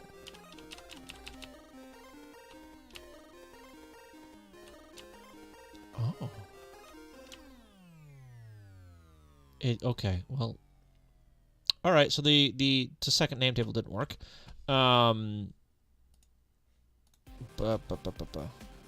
needs to be like 8 or something like that, doesn't it? I think it needs to be like 8. Because that's half of 16. 31 isn't less than 16. So that never would have hit. General purpose registers? 3. 1. A single general purpose. A. And then there's 2 index registers, X and Y. That's all I have. So, yeah, it's not much. Like this right here, this block right here, the flags, that's the entire, well, CPU status and the flags and the stack are the entire state of the CPU. The block below it, the PPU status, that's the video card, essentially. There's PPC and PA RISC and Spark and... Well, I didn't say insane. I mean, this is a simple assembly language, right? Right, so I need to reassemble that. It's already reassembled, and I need to reload it. Reload it, thank you. And then re-import my labels, because that's a bug. Location. Alright. And I'm not using the release version of Messin, by the way, for debugging in my stream, because there's a massive memory leak in the event viewer that I found out one day. MIPS for non-GPRs. There's anything in CPU. CO or Cap 0. Anything in CPU. What?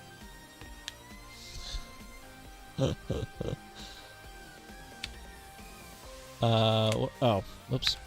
I'll hit start first, and then we can start stepping through the code, and see if it actually hits the second name table stuff.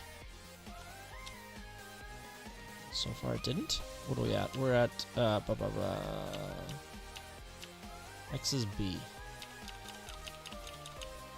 Well, it counts. Well, it's half of it, so it doesn't matter if it's counting down or actually it does matter, doesn't it?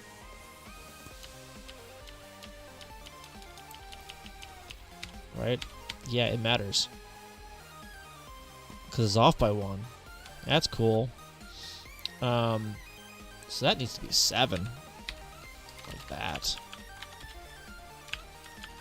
And now, if we reload the correct window, that one there, and I hit start, and exit, and uh-oh. What? What? It's running. It's running, but nothing's happening. What happened? Pause. How long have I been coding? I've been coding since roughly high school, probably a little bit before that. Or no, not before high school, but roughly high school. Specifically this, I've been working on this project for about 3 months.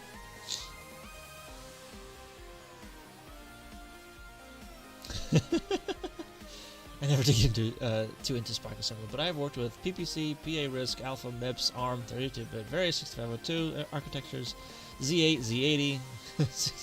Yeah, he's actually Bridgewater's actually writing a 4th cross compiler for the 6502 or the 6500 family of processors on stream. Yeah. And he's writing all that in 4th, too, because, you know, it wasn't hard enough for him, I guess. Yeah, so it's just in this loop here, because it never or decrements X. In this loop over here. So we're going to put that there. Put that there. Oop, oop, oop. No,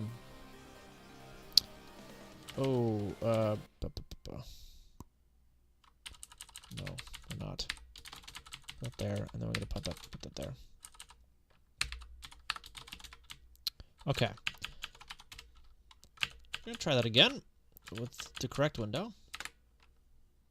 6280 is my current project. See, and the cross compiler works. Nice. Some compiler designs are very, very simple.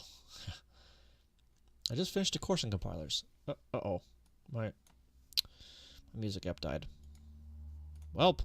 That's cool. Hang on. Let me see if I can reload that.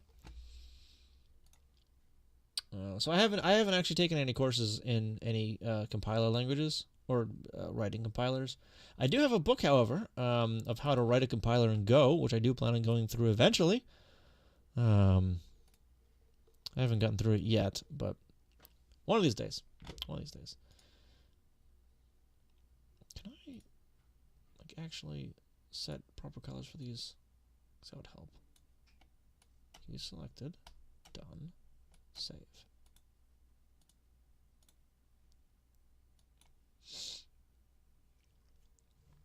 Oh, this is a good sign. This is a fantastic sign.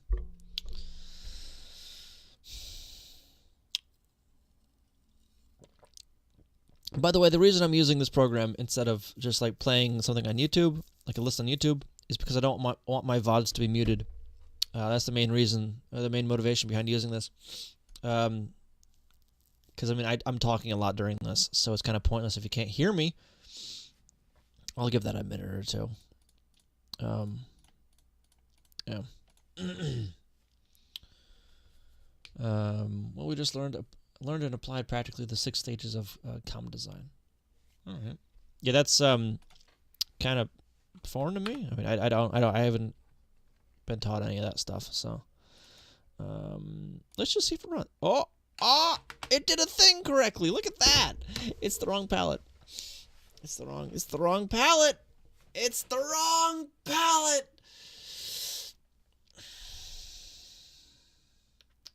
See, the thing is, with that row there, I can't have the palette for just that row because it's half of... Oh, jeez.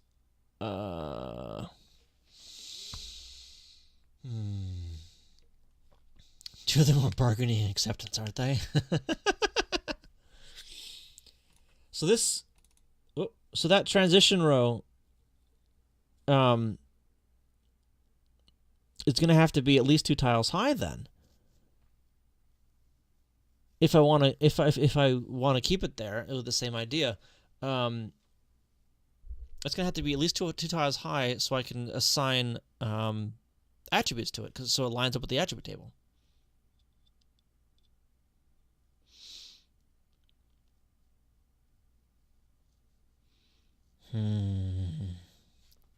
Pretzel still give me trouble here. Let's see if I can get it in the web browser. Let me try that real quick. Some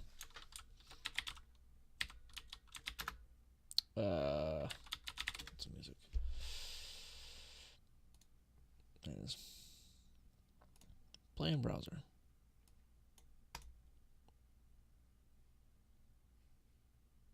No? Is your services down? Sign in with Twitch. This is gonna have to. This works really well, I can tell already. Look at that. It's beautiful, isn't it? So it looks like the API for it's down.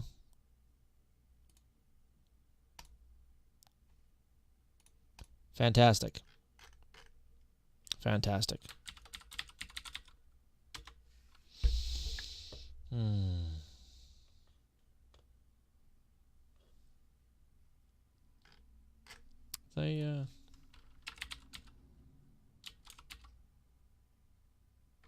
These guys. Bear with me for a second here.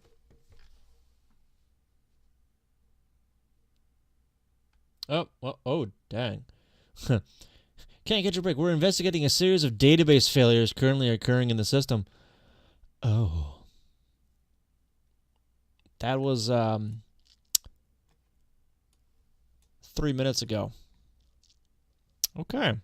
Well then, that's why my music doesn't work. Wait a minute. It crashed yesterday. Today. Sometime. 24 hours ago they posted an update. Alright, well, I don't think I have any music that I can use that won't get muted. Let me see. Because I might have some, like, what's it? Video game music that shouldn't get muted? In theory? I'm not sure if I want to try it, though. Yeah. I'll give it a little bit and try again. So apologies on the no music right now. Zelda music? No, I'm still very reluctant to play anything that isn't through that, because like I said, I do not want my VODs muted. Yeah. Right, so I can't just use a single tile row. I have to use either a double high tile row or none at all.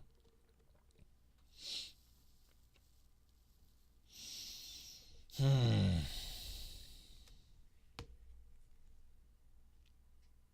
wouldn't worry about video game music.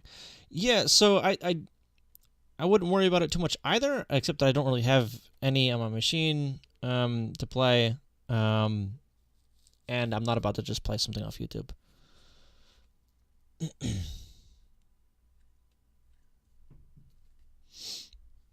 Yeah. Well, for video game stuff, they typically don't go after that stuff for like muting and all that, because people play video games and stream them and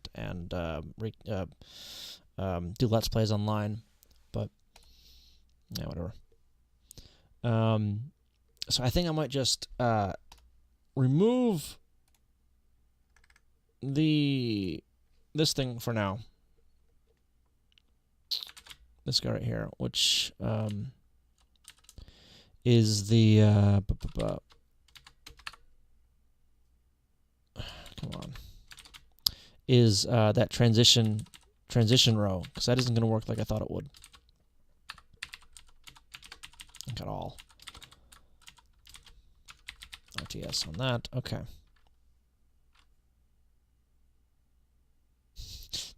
Oh, hang on. I do have that ROM. Give me a second.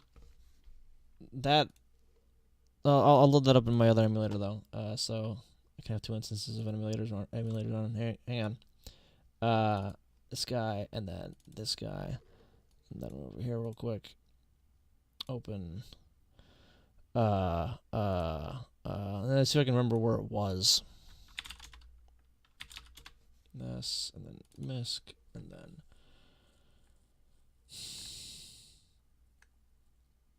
What was it called? Not that one, not that one.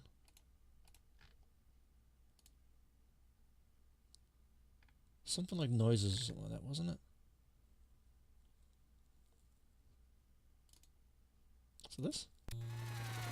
There it is. So this guy's even got, like, you know, colors and things. If I can figure out how to do it again. There it is.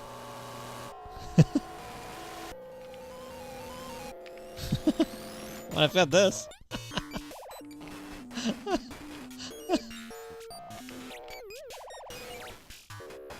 I forgot how to change the other ones though. This the triangle. How do I change the triangle? There it is.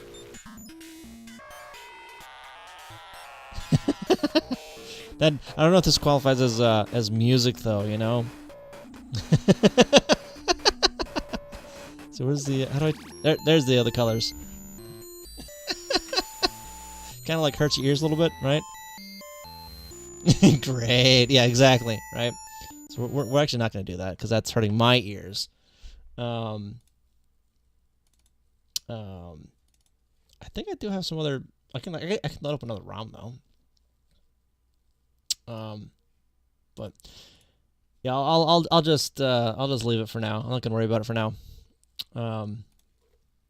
Yeah, I'm almost done to the end of my stream anyways. So whatever. I've got like another half an hour maybe left, and I'll try Pretzel in a few more minutes. All right, so this isn't gonna work at all. This is the transition row, but I cannot assign a palette to it because it doesn't align with the attribute table. Yeah, so I would need like a transition palette, I guess. Well, I mean, I'm not actually using that last byte for now, right? Well, so if I let's back up and start, or there it goes. I'm not using this byte right here, this 24 byte for anything. So I could conceivably use that for like a green, and then do the transition with that. SBC. Oh, the compiler stuff. There's a handful of phases that slowly transform things into IR2, which maps a lot closer to hardware operations. More optimization passes after that. Yeah, optimizing compilers. Sounds like a headache to me.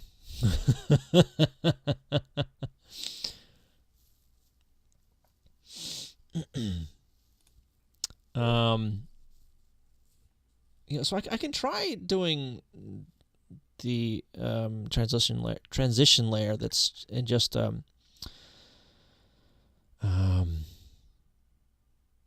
yeah, if I make that the 1A instead of whatever the other one is, 24. So if I make that, well, I'll do that there.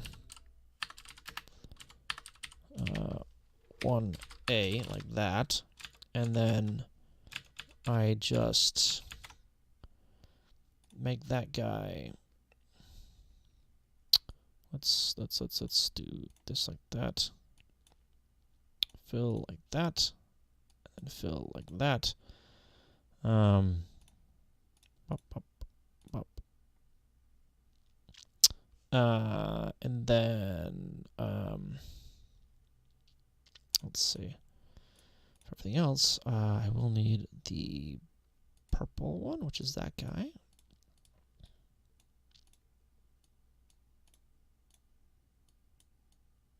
This is gonna look a little weird, I think. We're gonna try it. We're gonna see how it works.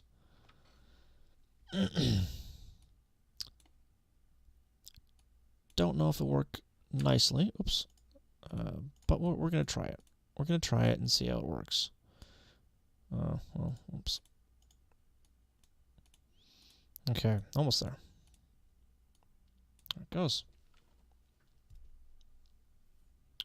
We use Java. Oh, good lord. I'm sorry. I'm not a fan of Java, in case that wasn't clear. That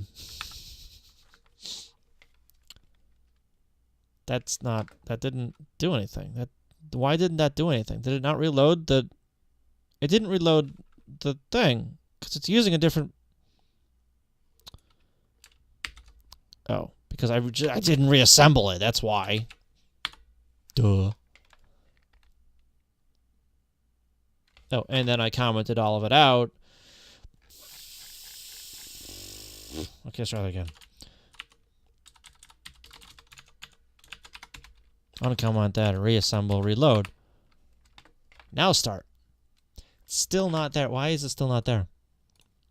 I saved it. Okay, did it like actually come up correctly here? Okay, it's correctly in the ROM or in the character file. Is Python or C# a good language to land a programming job? Sure. I do C# at my my day job. Hello, by the way, Fargo Bitwise. How you doing? Welcome. Oops. Yeah, my day job is C#, VB.NET, and SQL. For specifically a business sector, .NET languages and Java and maybe Python. But yeah, Java and C# are heavily used in business languages or business environments, I would say. Oh, it didn't draw the number there for a second. I need to fix that so it actually draws the number when it starts. So I'm going to reload that. Then we're going to import labels again. Do that. Good. And I'm going to try one more time with Pretzel to see if it loads up anything or if they're still having trouble with that. It'd be nice if that loaded. It's not gonna. Alright, well, I'll just keep it open in the corner.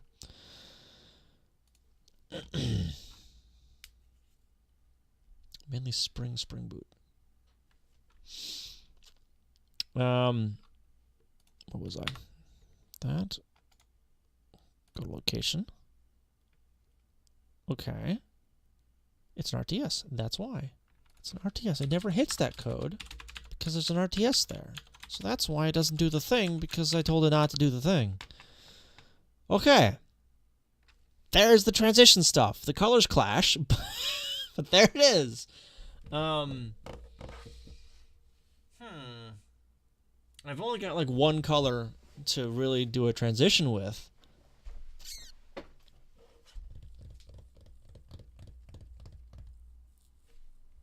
So maybe instead of, well, let's come over here and save the bitmap on top of that guy. All right, again over here, and then open, not that one.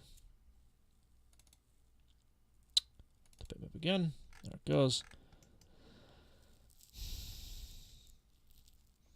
This must be torturous. What what I'm doing here? Not that bad. Why do I want to reverse engineer NES games? So I can find exploits in them and then use those exploits in tool-assisted speedruns, essentially. Yeah. That's my end goal motivation for that. Where's there? There's a view, and then grid settings, and then 8x8, not 16. What did I type in there? Oh, jeez. Let's try that again. Grid settings, 83. There it goes. But yeah, so I want to be able to reverse engineer NES games to figure out how to break them, how to make them do things that they weren't designed to do, but I want them to do, you know? So there, and then copy that and put it down there, like that. So now I can get rid of these guys without feeling bad. And then grab that, there like that, and then bam. Okay. So this is probably a better transition layer. Let's find out. So I cut it down a little bit, and I removed the other color. Open this guy up again. Once you know one object-oriented language, you know them all. Yeah, there's some truth to that, absolutely. Some of them, well, they'll have different syntaxes, sure. But the concept behind the object-orientedness of it is pretty much the same for all the languages. Yeah, I'll agree on that one. Unless you're like writing in COBOL or something, then it's just stupid. But don't do that. That's a simple answer there. Just don't do that. There it is. Okay, so let's see if this looks a little better. Okay, that looks better. That looks better. There was what happened there? Why is there what? I missed a loop. Okay. I missed one loop of this. So this needs to be 17 or 17? That doesn't sound right. Let's try it. Screw it. And we're gonna have to add one to this guy, like that, or like that. Excuse me.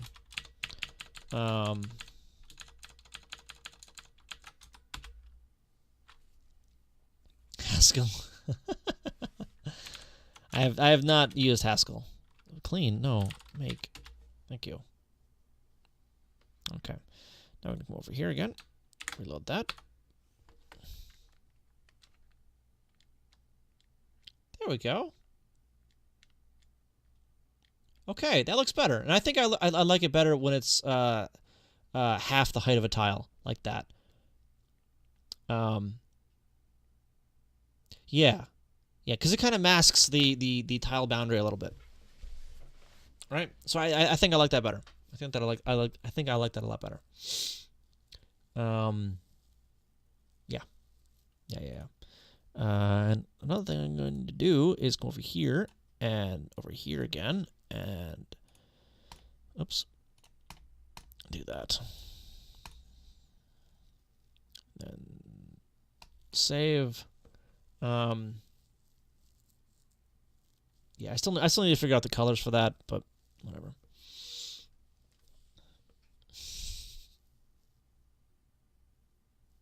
Yeah, save, then reassemble, and let's see what that looks like.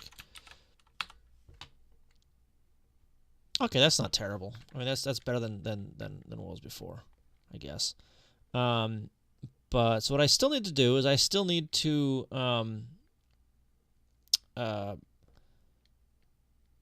construct more columns on this guy, more buildings, to get a little bit more varied, a varied background. Because like I said, I have room for like 16 different building definitions, right? Like both the left and right side of it or whatever. How does it recognize the NES controller? So this is a first-party NES controller that I have plugged into a SNES to USB adapter. And then this just shows up in Windows as a generic SNES controller. Or generic controller that it calls SNES. And then in my emulator, I just tell it to look at that controller. So I hit a button. The plus. Okay, well, I'm going to hit up. There you go. If I want to do the turbos, which I don't really have set, but if I wanted to, I can just set the turbos as well. And there you go. But we're going to clear those two. Okay. Well, I can't clear that, I guess. Oh, there it goes. Okay, I cleared it. There we go. Because I don't want the turbo in there. But yeah, so it's just a USB adapter on it. I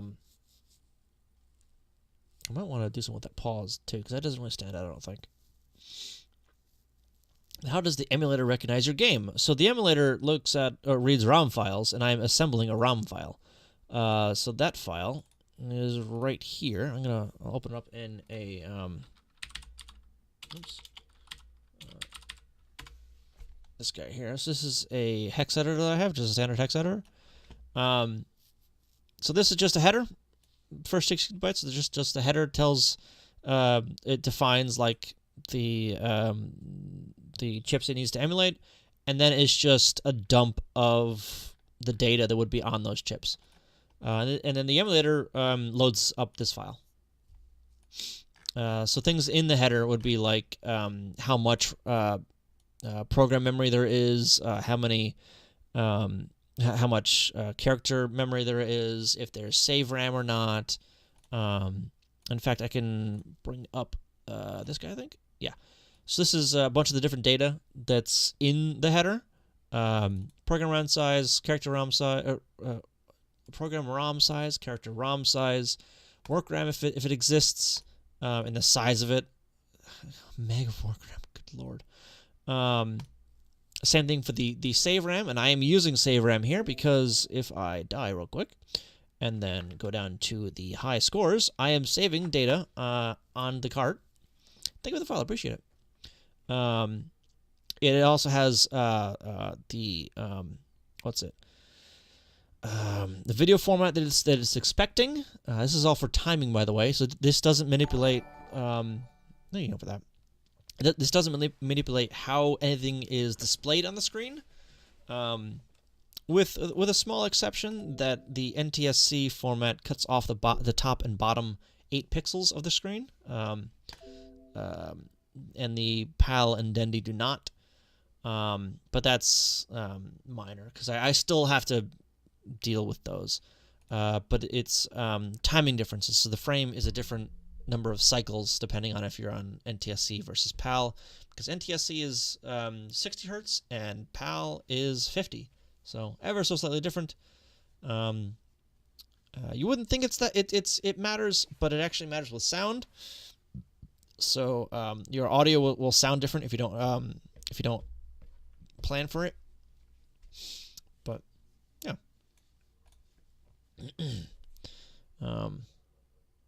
Yeah, and there's documentation online all over the place for the INS file and all that. So I won't go over that here. Does it really still not want to open? Is it still down? Why is there ever region differences? Oh, it's working. Beautiful. I have music again. Happy day. So the region differences, PAL versus NTSC, that's actually due to the transmission frequency of power. Here in the U.S., our power lines are 60 hertz, but over in Europe they're like they're 50. So that's just I don't know how to explain it and make sense. That's just a property of the incoming electrical signal on it. Yeah. Like, do you know OOT? If I knew what that stood for, maybe? Yeah, no worries. No. But yeah, so like, for an example, yeah, it's the cycle of cycle of the electrical signal. TV standards matches line frequency to avoid roll bar interference effects. Yeah. Ocarina of Time. Got it. Do you mean like the region differences with Ocarina of Time? Because that's in the context of like speedrunning or whatever. That's because like text speed or whatever. Or do you mean like region lockout type stuff or what have you? Fun fact: the lockout, the region lockout on the Nintendo 64 is laughably terrible, to the point where you just take the board out of its plastic shell and then just put it in the console, and you're good to go. Like 5 frames difference, really. Yeah, because I know the text speed in Japanese is ever so slightly faster. 20 frames, really?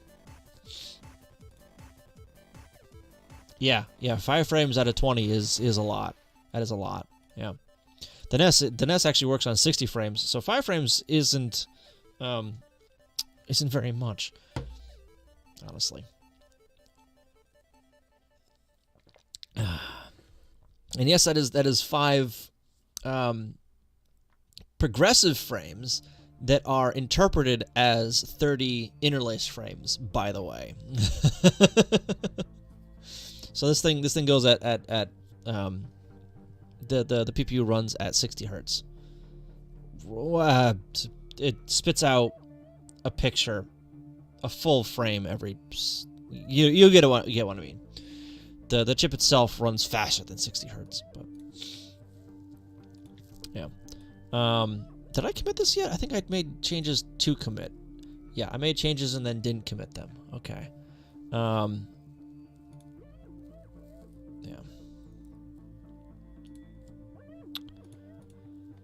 Okay, so this is going to be adding the transition row on the end of that. Okay, we're going to get rid of the RTS. There.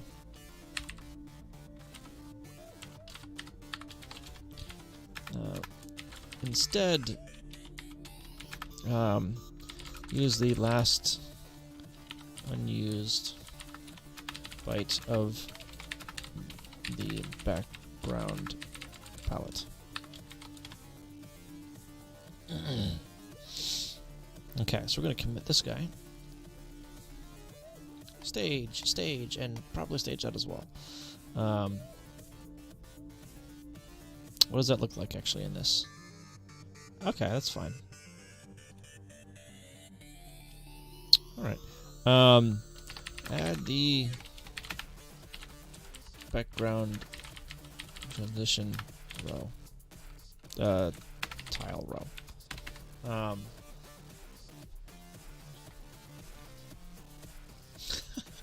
Working with 6502 derived modem firmware. Really?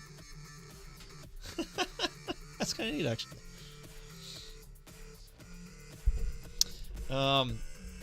Alright, so due to this row not lining up with the attribute table nicely, we are reusing, or we are using the last byte, or the last color on the background palette as the transition color. Green in this case.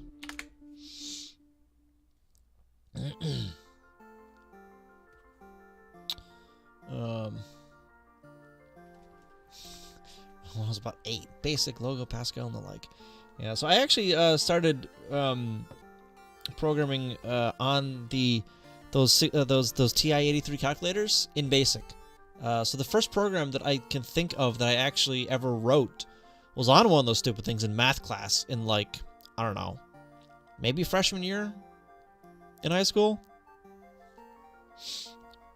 I don't remember exactly, because, like, the calculator, I think I still have it somewhere, and I think I still have the program on it, but it doesn't have, like, you know, a date time stamp on it, so I can't tell you exact.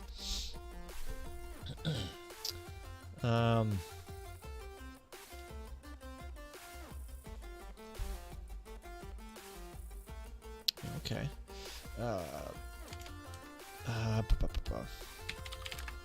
This row is defined by a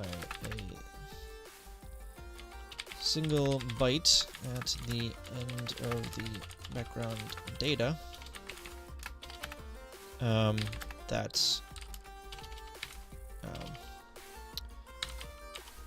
designates the first byte of a 4-byte sequence that is repeated at the bottom of the background.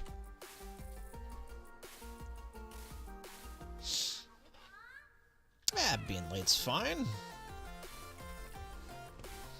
I mean, I only started learning this stuff right here, the NES stuff, last, like, September, I think. So, it's never too late. And before that, by the way, I had done essentially no assembly programming whatsoever. Everything had been at object-oriented level. So the whole concept of doing things in assembly is completely new to me. Because a lot of the stuff that I use, like in my day job and whatnot, just don't exist on the assembly level. Started around 17 in school, wrote a few very simple Java programs, and touched web stuff slightly. Now in my final year at college for computer science. Nice! Nice! I enjoy it. I really enjoy the field. When I get to actually do, you know, what I went to school for in my job, that is one downside. A good portion of my day job is more political than technical, which is unfortunate, but you know, yeah. Send an email to this guy and figure out what he wants, and then do this and make this guy happy over here, and then it's just. My junior CS major, I haven't made anything bigger than Minecraft Classic Server and a few simple 2D games in C++. That's fine. I mean, when I was in school, I hadn't written anything substantial. The biggest thing I wrote, in fact, was a plugin for a now defunct website content management system, and that was in PHP. Yeah, that was the biggest thing I wrote. Going into college. Yeah. Did you guys saw that, didn't you? My little notification there. Yeah, so that's telling me that I need to start wrapping up here soon. Yeah, honestly, I haven't actually made any games either. The first game that I completed is Pong, actually, and that was on stream. That's over on GitHub if you want to check it out. That's the first, like, game that I have written and put out there as quote-unquote finished. Sure, it started as a tutorial piece. Like the tutorial I was following started out with, okay, we're gonna start running Pong, and then it stopped like an eighth of the way to the end of it, and they're like, okay, you have all the tools you need to go write the rest of it. I'm like, oh, great, all right, I guess I'll write the rest of it then. So I actually did all that on stream, and that was the first like complete game that I ever wrote. I have a few others in the workings, by the way. One of them's in Python with shoot, what's the library? Some game engines writing library that I forget the name of. Pygame. It ain't finished. I started programming on Twitch with that, like 1 or 2 streams, and it's just a mess. Like the entire thing just needs to be rewritten because I didn't know what I was doing when I was writing that. So, but yeah, and that was like last September. So, more like demos. I mean, that's fine. I mean, I've a lot of what I'm writing is demos. Like, perfect example is something that I wrote a weekend or two ago. This, the DVD screensaver on the NES, just for kicks. This is all it does. It doesn't do anything other than this. This is literally all of it.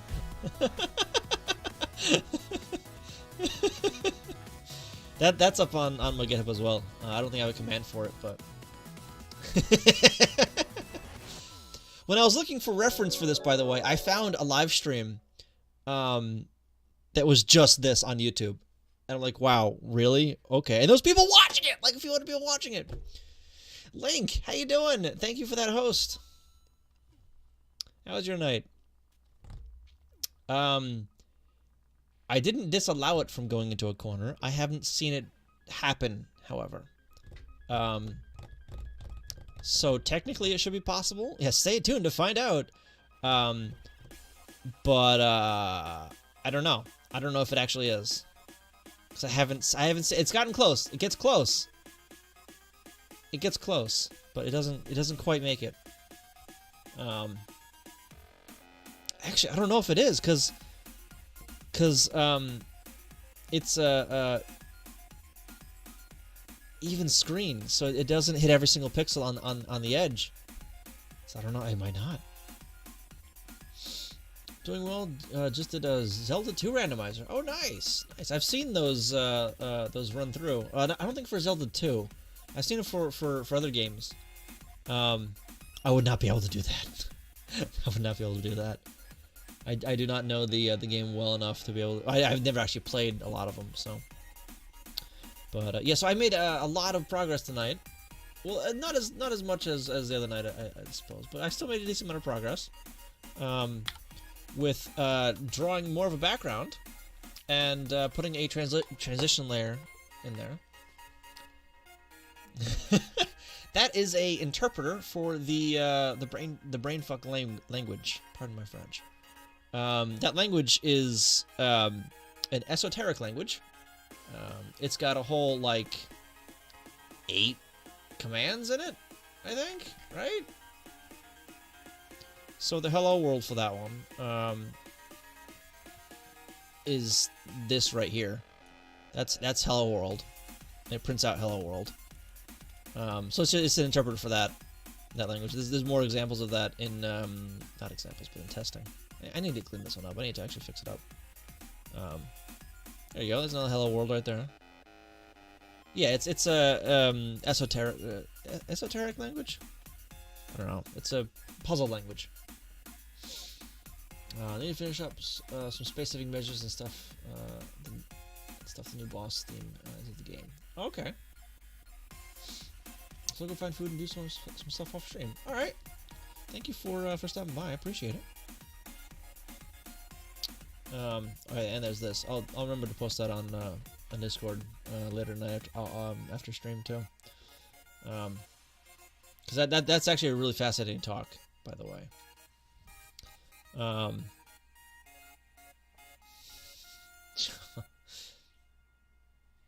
Java, he says.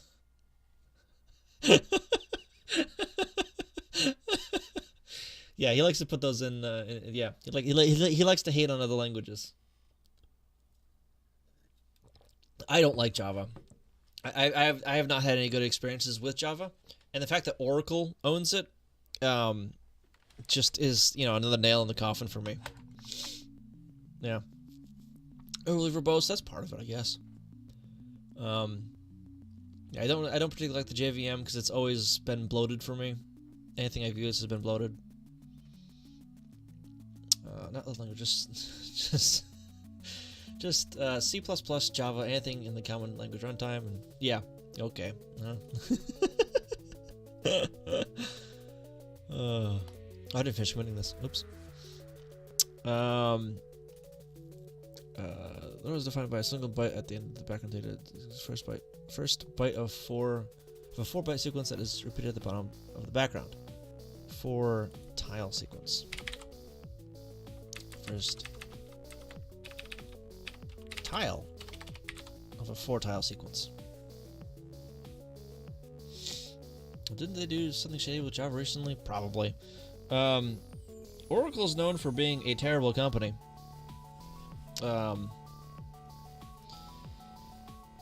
Yeah, so they're not quite on the level of Microsoft of the embrace, extend, extinguish, but they're up there. They're up there. They like to well, they've consumed some companies and then pretty much shut down what they run.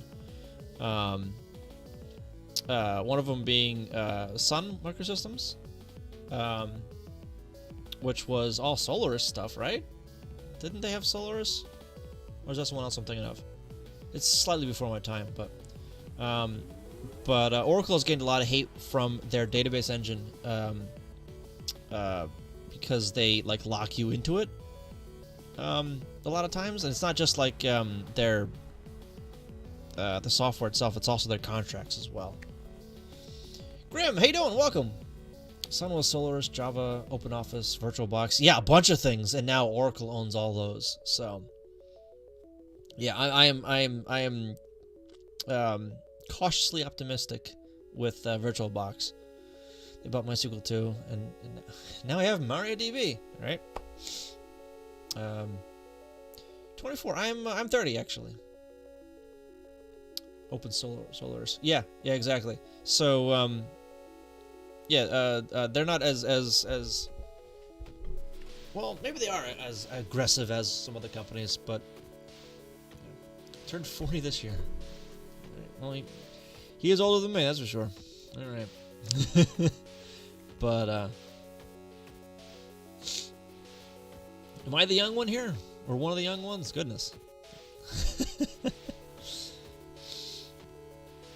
All right, I'm gonna commit that. Something shady with the JDK license. Yeah, so there's been lawsuits between Oracle and Google of all companies with some Java library stuff or runtime stuff. I forget what it was exactly, but I do remember it being ruled in favor of Google, I think. The lesser of the two evils at that point. But let's see if I still have my key loaded. Good, I have my key loaded. Awesome. Yeah, it's gone back and forth. And they have, they certainly have the money and lawyer force for that. Those two companies. Yeah. I've heard negative things from all the major tech companies, and you will. If a company's big enough, there's going to have some dark sides to them. So it's mostly a lesser of the evils, as it were. My university mostly uses Python, but Java for object-oriented classes. All right, mine was actually a mess of languages. I started in QBasic, then we went to Java, then we went to frickin' PHP and MySQL, and then C#. Those were 5 separate classes. Those were only 5 classes. In 5 classes, we touched 5 different languages. Because of course we did. So, Android runs on Java. Android has its own Java VM based on, or named Dalvik. Oracle has been suing Google for copyright infringement on the implementation details of standard library stuff in Java. Yeah, that's what it was. PHP is dead, right? No.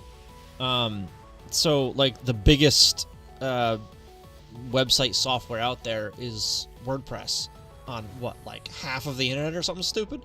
And that's written in PHP. So just that one alone is carrying the weight of PHP.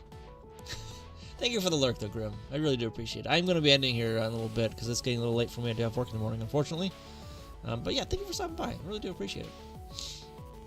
Yeah, unfortunately, PHP is not dead. It just smells funny. Really funny. Yeah. Slowly decreasing in web proportion. Yeah. And basically Java Lite. Welcome, by the way. MDJ was here. How you doing? Yeah, Java Lite. I want to see, like, Google put Java on die. I want to see the JVM implemented in a chip die.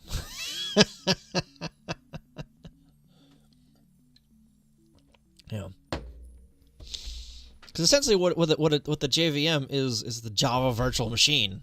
So it's a virtual machine running on a chip, and if everything is just using that virtual machine, why not just put that virtual machine on the die and skip the whole emulation bit? I'm sure it's more complicated than that, and it's not very cost effective, which is why they probably haven't done it yet. And I'm sure there's other limitations that I am just completely glossing over that I'm completely clueless about. I'm sure, but whatever. Yeah, but I think I'll call it for tonight. Because it's like quarter to 11. I should have stopped like at least 15 minutes ago, I think. Yeah, thank you guys for stopping by. Yeah, let's go see if there's someone we can say hi to. So don't go quite yet. I'm gonna see if anyone is streaming that we can go visit. Let's see. I have a lot of artists up. They're playing Overwatch.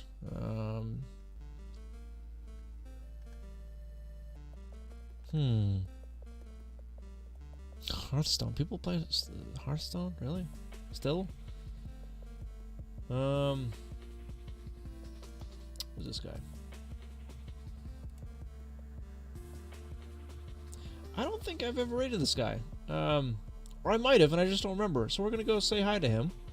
What is he working on? It says test stream and setup, but wait, actually, is this? Well, this is D&D. All right, so that's all right. Never mind. That's some tabletop game stuff. All right,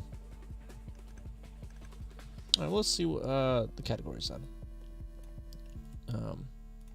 Science and tech. Who's in science and tech? Yeah, thank you guys for stopping by. I really do appreciate it. Long story short, most Linux VMs aren't designed to be efficient to execute in hardware. Yeah, I figured it was something to that effect. But no. Let's see. Someone with like a face. Can you get someone with a face? Free math help. What? Go away.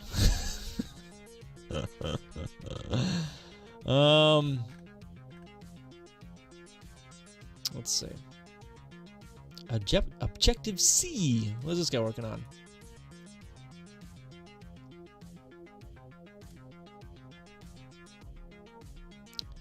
Looks like he's gonna be ending here in a second. Is he? Wait, is he? Let's find out.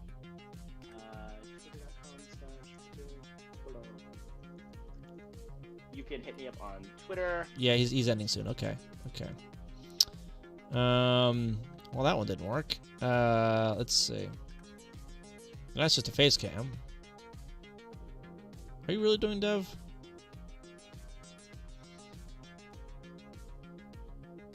I think I rated this guy before, but let's Tim Ruswick. That sounds familiar. I might have, but yeah, let's go say hi to this guy then. There we go. Thank you guys again for stopping by. I really do appreciate it. I will be back on Thursday, same time as today. Yeah, I have a Discord if you want to stop by and say hi. It's over in that direction. Yeah, see you guys next time. And if I can find my buttons, yeah.